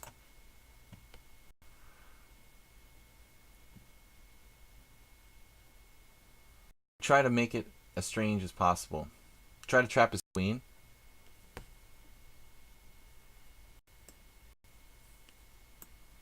Can we trap the queen? He's just taking the fun out of it now with bishop takes e4. So bishop b7, for example. Do we want to think about that? Queen g8. He could sack his queen there. Alright, I guess I should just take back. Just down an exchange with no compensation would be one way to put this. How much snow do you have yet? Do you live in the mountains or in the plains of Vermont? Who's in Vermont? Somebody here's from Vermont?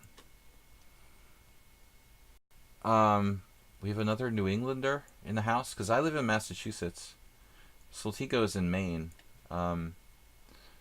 Actually, I usually live in Budapest, Hungary, where we get no snow, but currently located in Massachusetts, southeast Massachusetts. Are you talking to Soltigo? Because he's in Maine. F takes E.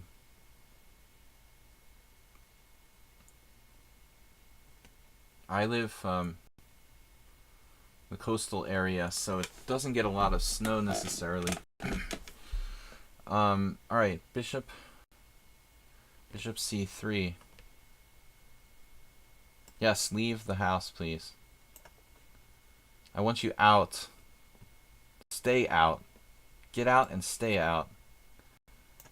Come on, give me some pawns or something. Now it's workable. We could probably do something with this.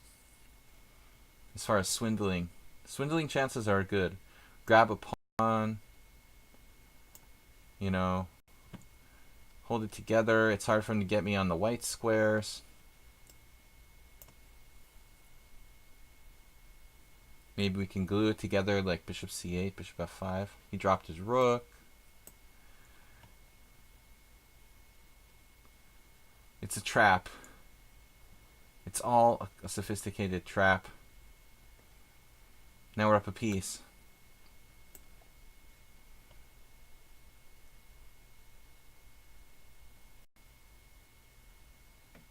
Yeah, that was a major blunder. Not good. He's coming unraveled here.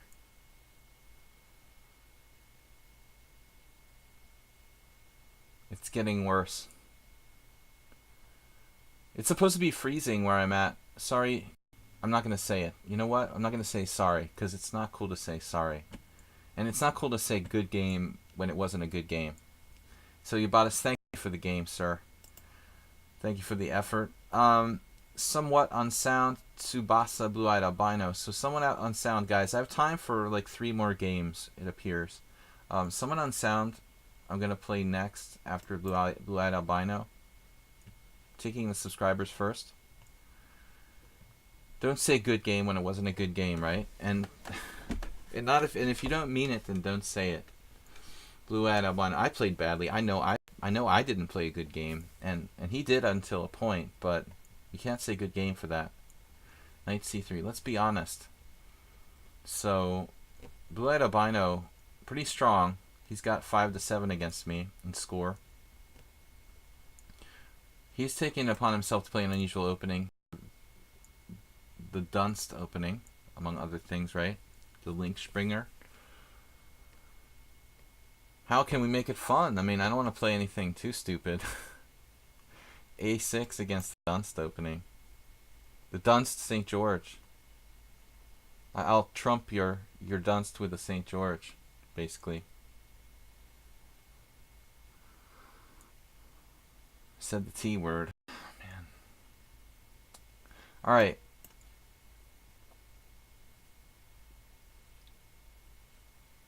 We're going to transpose to some sort of standard Sicilian. No. It's a St. George. St. George against King's Indian attack type formation. Now it's going to transpose to just like a closed Sicilian-ish thing. It's just a position, basically. Sicilian-ish. Very Sicilian-ish. Wish you a record winter. We will likely get some snow. It's going to be freezing tomorrow and Friday. So, guys, tomorrow we have our subscriber stream. Subscriber stream is every Thursday. We do game analysis. If you're a subscriber to the Twitch stream, you can submit a game, and we will analyze it together here on the channel. All right, so it's what I was talking about earlier, basically like a hedgehog against the closed Sicilian, but this is not a traditional closed Sicilian for white. He's not doing like g3, bishop g2. The knight on g3 is a bit, it's okay, but it's a bit like misplaced, ideally. For white, it's not optimal. Okay, they claim to draw in the World Championship. The Draw Championship of Drawville. Another draw. We're all shocked. Can't believe the 9th game was a draw. Can you guys believe it? Opposite color bishop endgame draw? No. You don't say. It's the first in a World Championship match, 9 draws. Well, I mean, there was a famous match between like Karpov and Kasparov that had to be stopped. That was like super long. That never actually was completed. I know there were like a lot of draws in that match, but I think there was a lot of fighting chess too. I mean, that was like before I started playing tournament chess. It's certainly not the first World Championship match where there have been a lot of draws. I'm sure there have been quite a few. So, but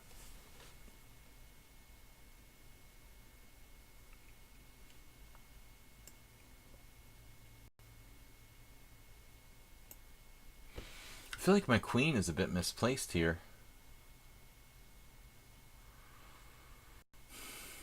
It's like being targeted by the rook on c1. What a weird move to play, like rook c1. In a sense, that's a very strange move, right? Who would do that? It's alien. Alien versus predator. Here he'll probably go back to d2, redeploy. My queen there. Knight e5. I want to make principled moves, but at the same time, I was thinking maybe g6. You heard FIDE will stop the match after 10 games, and they will assign a spectator to each player to decide the result. I was joking in the beginning of the match that it would be better if we just made it one game. Come on. They can analyze it with, oh, rook takes c3. Wow, totally unexpected.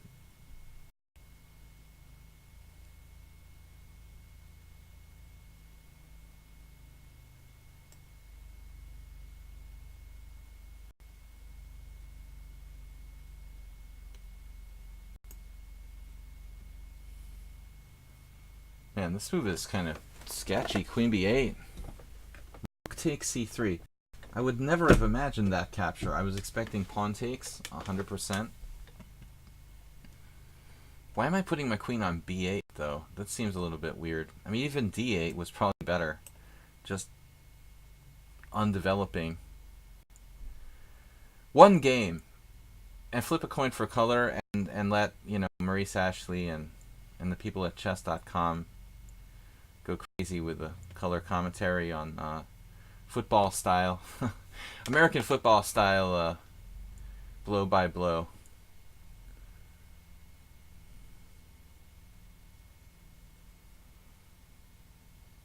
Well, Alex, you know, Alex CL, I actually kind of like that idea, you know, that the title should remain with the world championship, with the world champion in the case of a draw.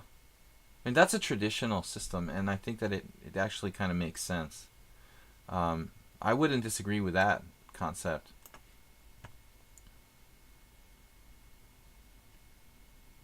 Make rook c8. This guy's just trying to develop his pieces. He doesn't care about pawn structure. My queen is feeling like the hunted right now. I'm out of here. That queen was never comfortable on c7 or any of those places.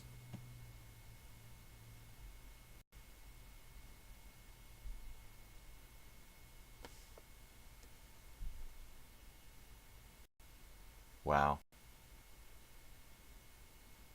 Does black have anything here? Hey, what's up? Mr. Bob. Queen b8. I wasn't happy with queen b8. I was feeling pressured by the clock, and I couldn't find the best move.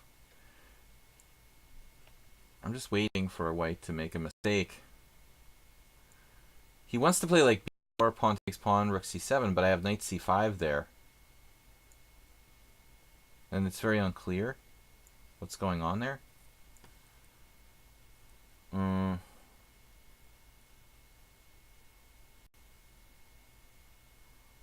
That's a weird variation.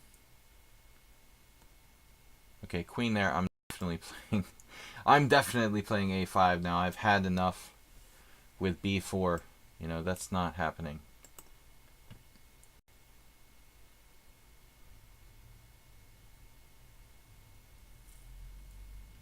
Structurally, I'm better at the moment. And he's kind of shifting back and forth without a plan, which is a good sign.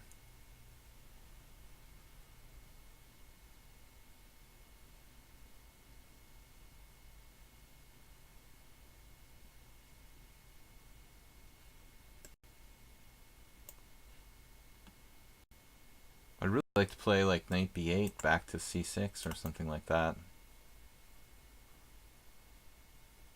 He would like to play d5, but I always have knight d5. If you're wondering why he doesn't do that. Seems like he's struggling to find a plan here, which I don't blame him. It's not so easy to do so.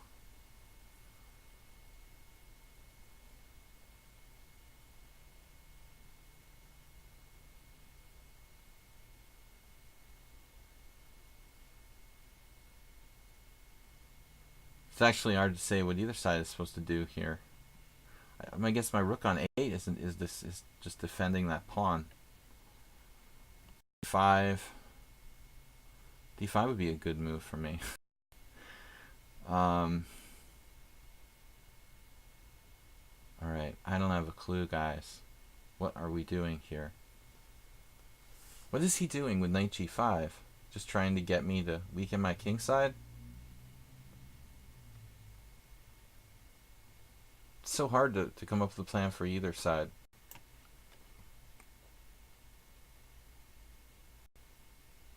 Yeah, I played Turzo a couple times. Turzo Attila. I'm very bad at pronouncing that. Yeah, he's a good guy. I played Turzo. It was a long time ago. The first time in 1998, and the second time around 2008, probably.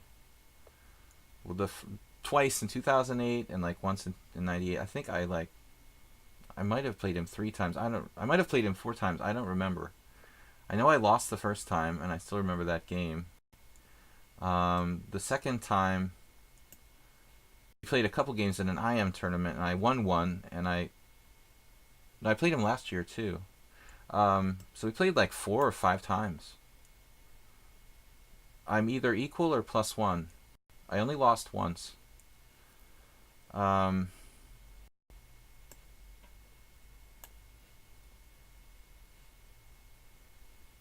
the only important thing is your score against.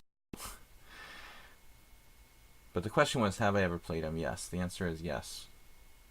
Oh my god. Dude, you gotta leave me alone, man. With the crazy, crazy primitive attacks. Stop it.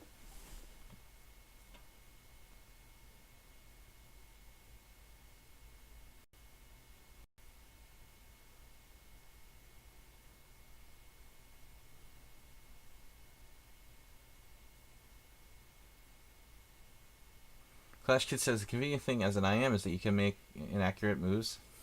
Still draw it? Well, somewhat. I'm good at making inaccurate moves. I'm a specialist. Alright, what are we doing here? Back again?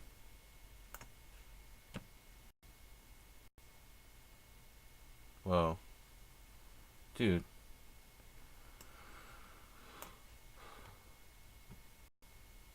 Stay away from me. I'm going to get a restraining order against white. Just keeps bothering me.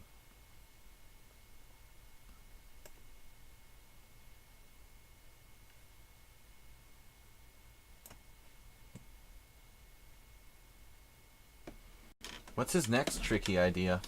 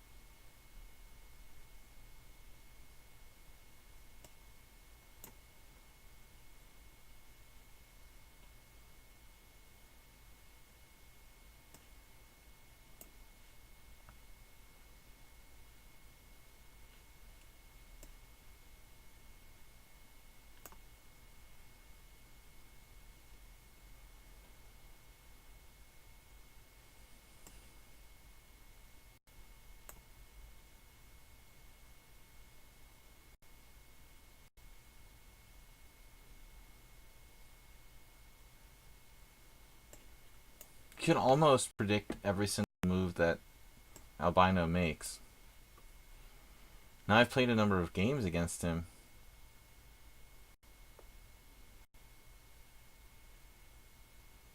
Like stylistically, I can predict his moves.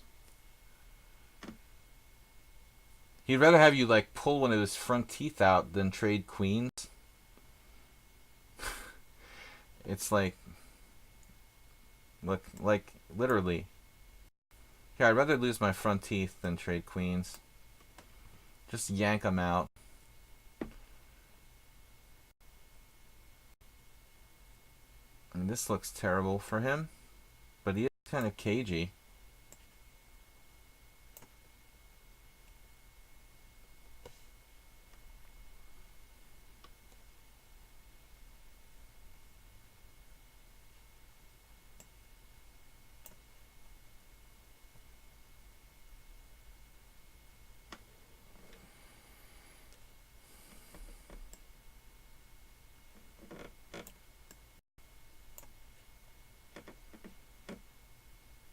Pure tactics.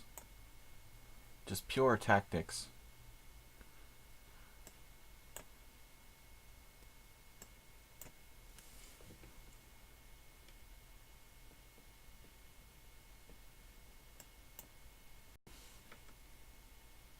That's a surprising move.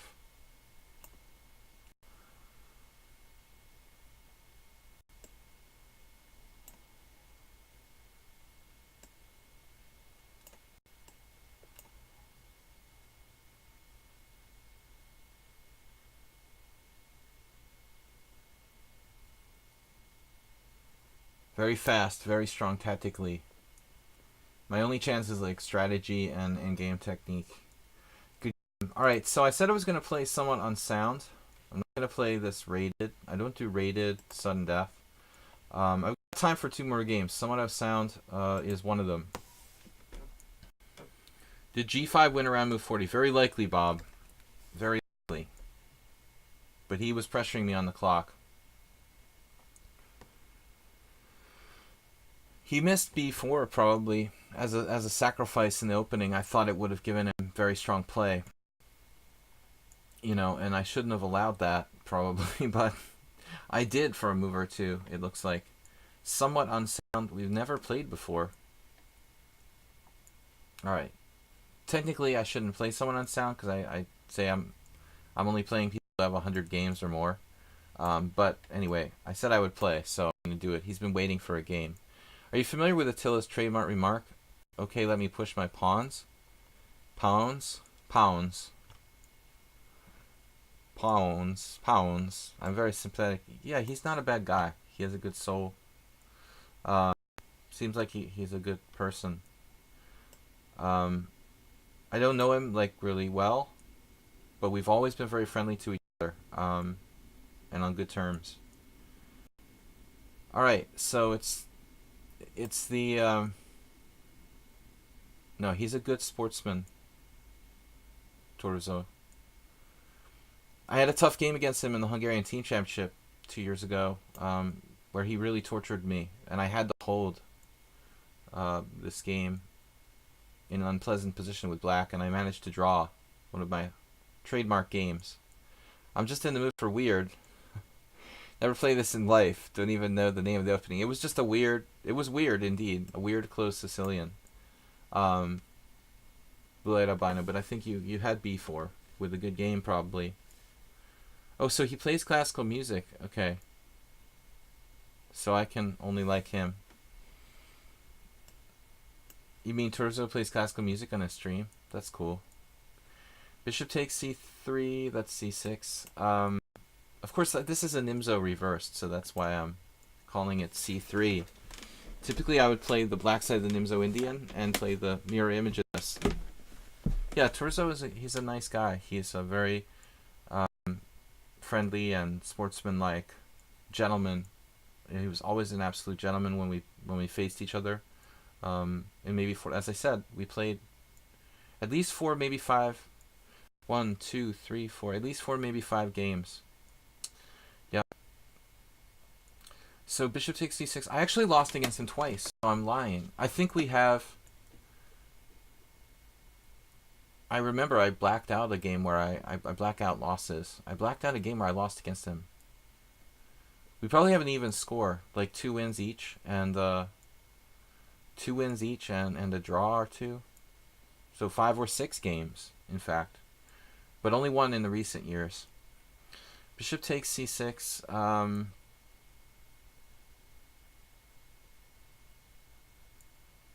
Yeah. Well, I mean, this is a standard position, I guess.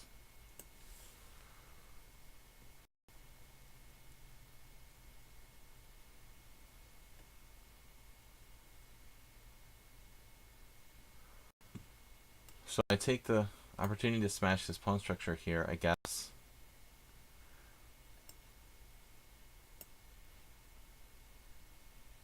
But black's game is not that bad. The double pawns alone, I mean, I have some weaknesses in my structure as well.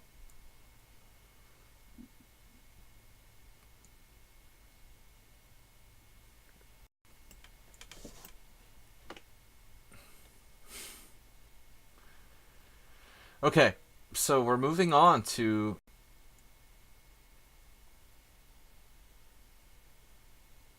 $149.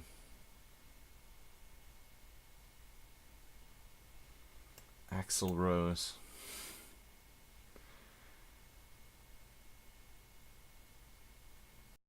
We might listen to some Axl Rose later. Soltiga, what? Not sure if this has been a discussion, but it appears Two Shark is gone. Soltiga, you know about the whole thing about him deleting his accounts and stuff.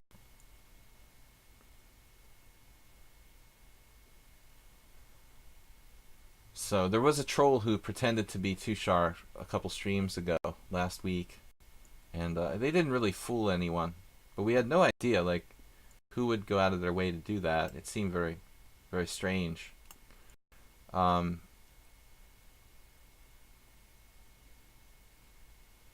There was a CIA investigation into Two Shark's accounts, and he immediately, voluntarily deleted all of his accounts on chess and here, and it was very strange. I didn't make any accusations against him, but I had suspected his rating was creeping a little too high on many occasions. So it was a weird thing, and then there was the troll who pretended to be him.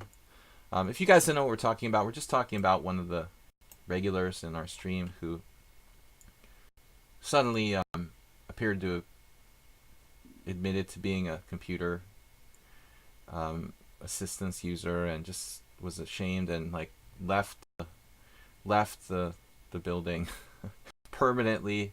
The Soltigo is one of our moderators. He didn't know about this stuff going on, so I'm filling him in.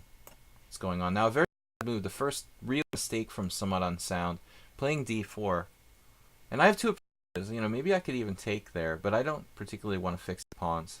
So we're gonna play a very long-term Nimzovich. This is straight up Nimzovich now. I'm a big believer.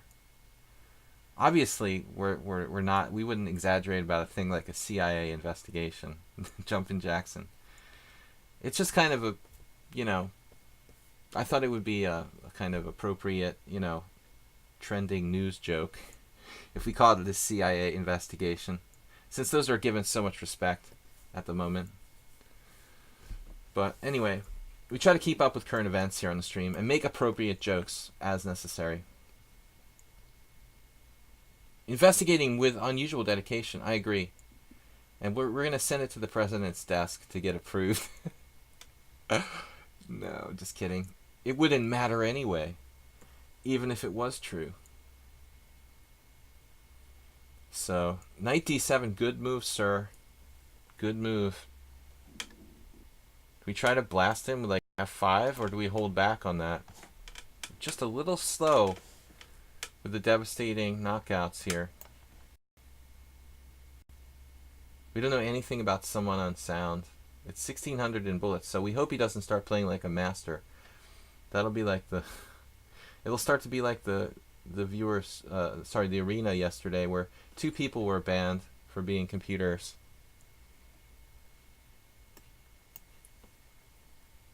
I like the guy who, you know, some people defended it, but he was like 1800 in bullet and 2500 in problem rating. And I understand that problem rating isn't really a rating, but still, you know, I'm like 23 something, and I've tried pretty hard on the problems, and I'm only 2300 something. So when people are higher than me in problems, and I'm an international master, and they're like 1800 in bullet, you know, it definitely seems weird. Once again, I'm the best chess streamer on Twitch, and I did follow many of them. Alex, thank you. I guess he already created a new account. Such guys don't stop if they get caught. Yeah, most likely, Clash Kid. Most likely. Move on. I don't know why somebody was trolling as them, though, as the guy. I mean, that's kind of mean. I didn't think, you know, he didn't do anything really, you know, that we should bash him. I mean, I don't approve of cheating, and I don't know, you know, to what extent he did cheat, you know. I don't know that his account on lichess was even flagged. He sort of flagged himself when he was accused. And the guilt, I guess he couldn't take the guilt. But Somewhat Unsound, new account. I don't play people who have less than 100 games, but I agreed to this game. Somewhat Unsound, playing pretty well, to a degree. Oh man, what do I do?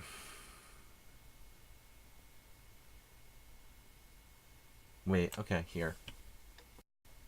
Yeah, I thought he should have challenged my knight already with knight b6. That was a very irritating thing that I tried to avoid. I don't want to see that, because my knight is the centerpiece of my position. Wow, bishop g7, that's simply a good move. I'm getting a little bit concerned about this.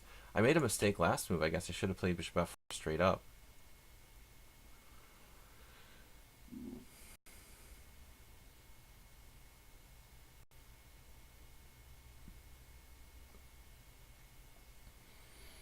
Humiliation. Humiliation. But, okay. We pick up an exchange here. So that should be enough. But not a convincing, really convincing game by me, I feel like. I feel like I drifted here quite a bit without finding the best moves. Now we just have to kind of grind him down up this exchange in a closed position. Should be pretty standard. No, he just blundered. Alright. We're up a piece now.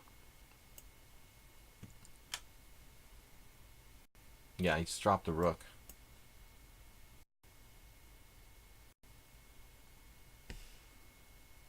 You have a game where I made 1 inaccuracy, 0 mistakes, 0 blunders, 20% penalty. Yeah, that's why I don't like to accuse people based on one game. I can have suspicions though. Okay, guys, I'm gonna play Tsubasa here, and this might well be the last game for today because I have to go at 15. This guy keeps insisting on playing 7-0 rated. I don't play that time control or rated. So Tsubasa, perhaps the last game for today, unless it's a short one. D4. Tomorrow we have our subscriber stream. I'm supposed to play unusual openings, don't forget here. Let's try the Dutch again, a real Dutch, like D4 F5. In Hungarian we say igazi, which means like real, actual. Any chance you'll be in Hungary on the 2nd December? 0 chance, unfortunately. I will not be going back to Hungary till probably, we're looking at a return date of like the 1st of March. But if you wanna if you wanna speak Hungarian, we'll try. Good choice. Greetings from a Dutchman. Thanks for that again, T Dark. So I don't know, T Dark, do you know Jeroen KK, who plays here on my stream sometimes? Just like you, he's also a Dutchman, and he also plays the Dutch. Our former moderator, original moderator for my stream from 3 years ago. Whatever the heck I started. Jeroen was actually here the other day when I streamed. Was it yesterday? For the viewer tournament on Tuesday. Yeah. He was playing. So we're going to try to play the Leningrad Dutch. There was a funny game. A grandmaster from the United States who I know pretty well, Brian Smith, played with me in the same tournament in Harkine in Hungary. Harkine. Was it Harkine? In a tournament in Hungary, anyway. It was a very strong international tournament. And I don't remember which one. Zalakaros, sorry. It was in Zalakaros in the spring, in the late spring, early summer. And Brian played the Leningrad Dutch against international master, a solid older international master, a really good player who's kind of older now, but still around 2400. And he crushed the guy. He just a solid player, and Smith just crushed him playing the black side of this Leningrad Dutch. And I was like, man, that was impressive, you know. How long have you been playing the Leningrad Dutch? You know, since when did you play the Leningrad Dutch? He was like, oh, I don't play the Leningrad Dutch. He was like, I just prepared it for this game. I was like, wow, dude, that's pretty amazing, you know, because he just crushed this guy who was really notoriously solid player. Well, he totally didn't expect Brian to play the Leningrad Dutch, you know, so that was a huge surprise element. But still, you know, he just dismantled him like he had never seen a Leningrad Dutch. You know, a 70-year-old IM who's rated close to 2400 with tons of experience. It was just funny, and that's funny to me too, because I honestly think that the Dutch is one of those openings that actually requires a lot of practice and a lot of practice, a lot of theoretical experimentation and taking time to learn it. So now Tsubasa played a special variation. I don't know who Tsubasa is. I mean, this guy got a million games. He's not really active on my stream, but he's solid. Obviously 2100. He's playing an uber solid setup here for white. Knight on bd2 and b3 and bishop e2. This looks like something that Vladimir Kramnik would play. This is like literally the most rock solid possible formation that white could play, I guess. I would always go with more like mainline stuff with c4 and c3. Someone on sound says, thanks for an awesome hang. I have to go and deal with real life. Chess is a good escape from real life, that's for sure. Alright, I think we're supposed to play e4, but I think I'm not supposed to put my knight on c6. Maybe the formation would be better for me with like c6. Knight e4. It would be, yeah, it would probably come to think of it now, like leaving my knight on b8 and playing c6 and something like knight to e4. Maybe I could just play knight e4 very early. But I don't know. His move order is a special move order with the knight on bd2 very, very early. That confused me. So e5, pawn takes pawn, knight g4, knight c4, knight takes e5, knight takes e5, knight takes e5, knight takes e5, d takes e5. Can I do that? I guess we're going to find out. This feels a little too good to be true. Playing it like a King's Indian. Still no blunders.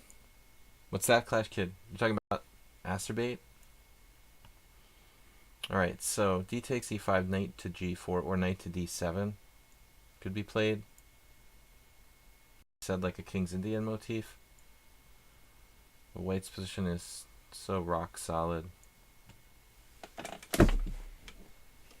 Rook e8 was suggested.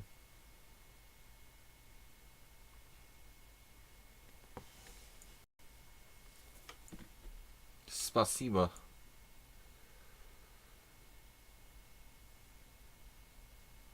I studied Russian for 3 semesters at the university level. But it's been so long ago that it's just totally forgotten. That was my actual foreign language in college or university. The professors had to be very generous. Very, very generous to let me pass in Russian, because I was pretty bad. I'm not a linguistically talented person. It took me like 10 years to speak Hungarian on the first grade level. But Hungarian is particularly difficult. Acer invented rook a7, rook d7, a popular maneuver. Yeah, spasibo means thank you. Okay, so knight to c4.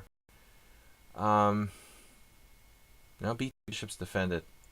So Vladimir Kramnik here. Extremely solid. D takes e5, h3 looks problematic. I probably have to take this way. Knight takes, knight takes, knight takes, knight takes, bishop takes. And then there's some nasty check on d5. So I have to be careful about which way I recapture even there. If we're lucky, we can equalize.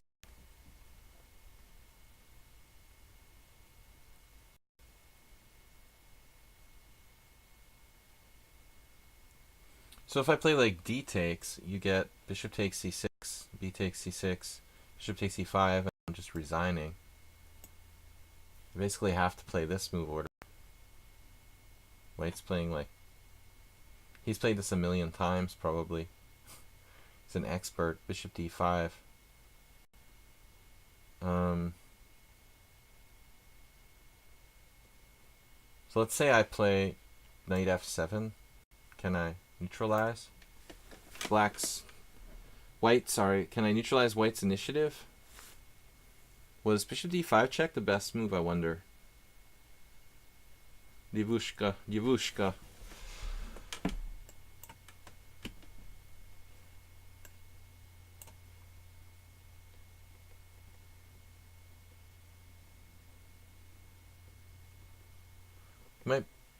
My dialect is probably okay. But my knowledge of like Russian grammar and written language was terrible.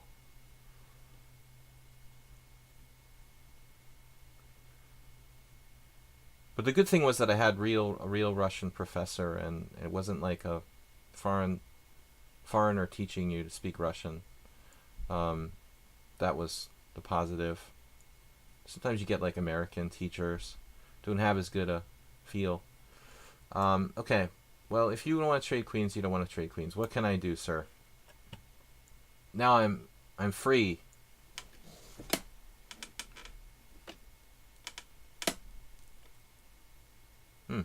Combative. But he's letting me achieve d5, which should equalize.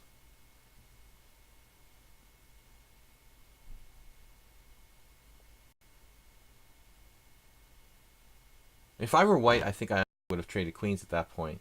You know, because you got to be careful that you're not really worse.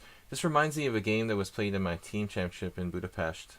In Hungarian team championship last year, we had a game where our board 2-player was playing their board 2-player, and it was like Huang Trong, who's a lifetime Dutch player, playing black against Varga Peter, who's a... Was it Varga Peter? Yeah, Varga Peter white against Huang Trong, and it looks something like this, but it was more of a main line. Alright, well, we've equalized, so that's good. It's good to equalize. It's a good place to start.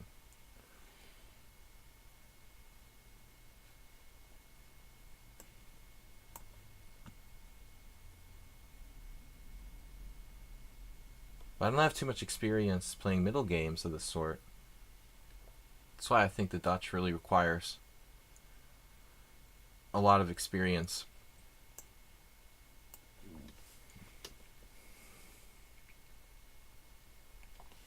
You could say that white,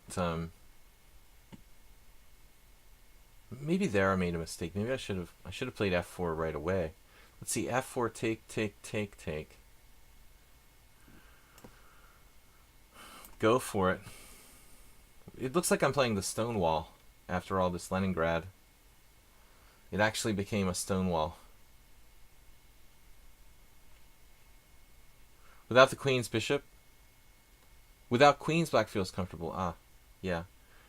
Well, I don't like having all my pawns on white squares and having a white squared bishop, but this pawn on d5, it's, you know, it's shutting down its bishop in its space, so this bishop here on its home square is a bad bishop. It's an active bad bishop, and it's developed from its original square now, so we're basically okay.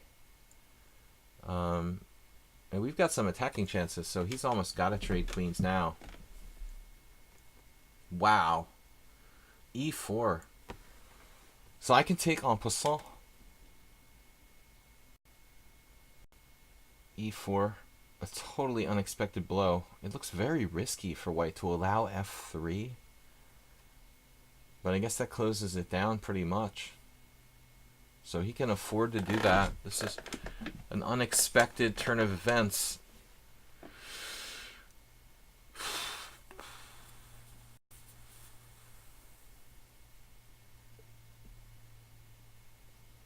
Wow. c5 is possible as well. What's going on around here? Alright. This is a crazy move, but I'm feeling crazy. En passant, knight g4. I'm not convinced by that. Feeling crazy. I'm like going for the jugular. We're going to go for the jugular. I mean, we're just going to go for like this direct attack against his king, I think. With knight f3 check and try to mate him on the white squares, actually. Displace his knight from d4 and then therefore get control of f3, play fe or fg, and then go for knight f3 check and try to just go for this like just brutal knockout. Basically sacrificing my d5 pawn probably in some lines. So what does he do? Knight e2, knight f3, knight b5. Sack a piece like Steinitz, pawn takes pawn. For 2 pawns and a strong pawn on d5. Guys, I'm getting hungry. Gotta go in 5 minutes. White's e4 is wrong. Maybe. I can't be the... I cannot answer that question. That's something that's a question for the computer. I was surprised by e4.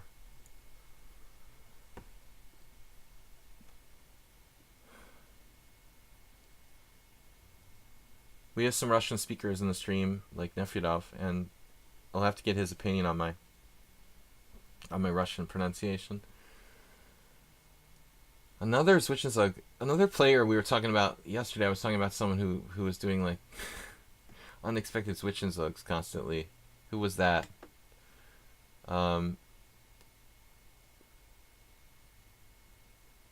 Interesting.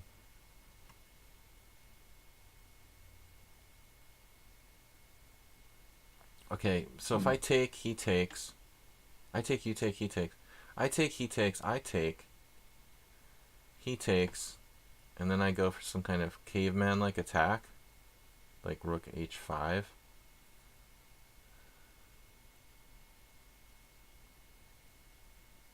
Oh, whatever. I mean, I don't know what's going on here. We're just having fun. Yeah, I mean, he didn't have to even make that move, honestly. This is risky, obviously. I just sacked the pawn. But what the heck? I only live once. Maybe I should have played rook g5 there, but the time started to be a factor. Going for this primitive kind of attack. Queen h4. All or nothing.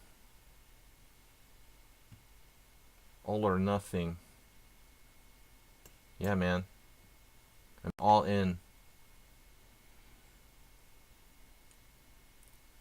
But that's what the Dutch was designed for. Primitive attacks. The Stonewall style. That opens up new possibilities for both sides. Wow. Cut off my... He cut off my defense there, but I've got rook f5.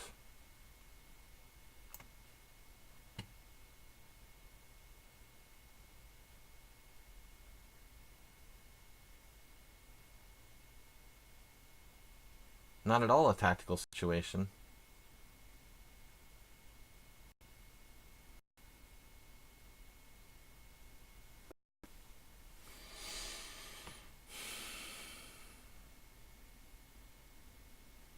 Oh no. Did I miss something last move? No. Any other possibilities here? Possibilities. And this is frustrating.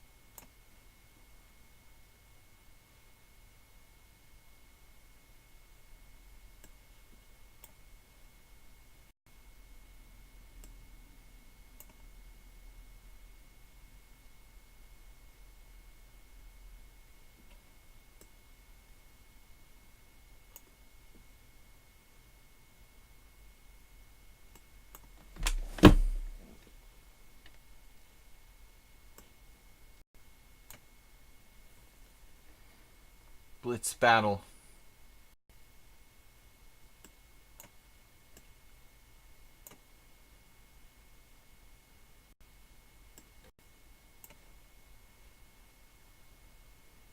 We should be winning now. Just up the exchange.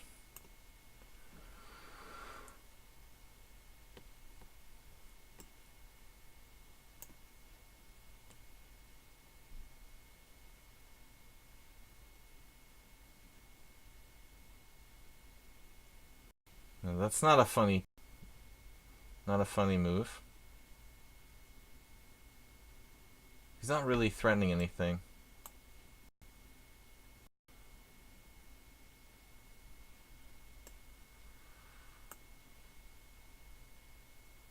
But he may have slightly improved his position there.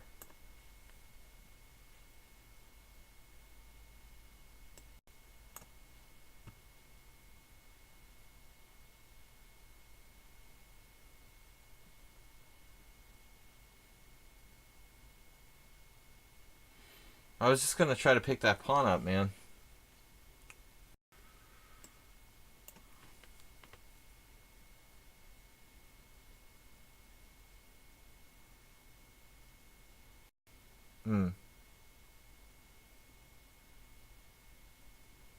Bishop f5.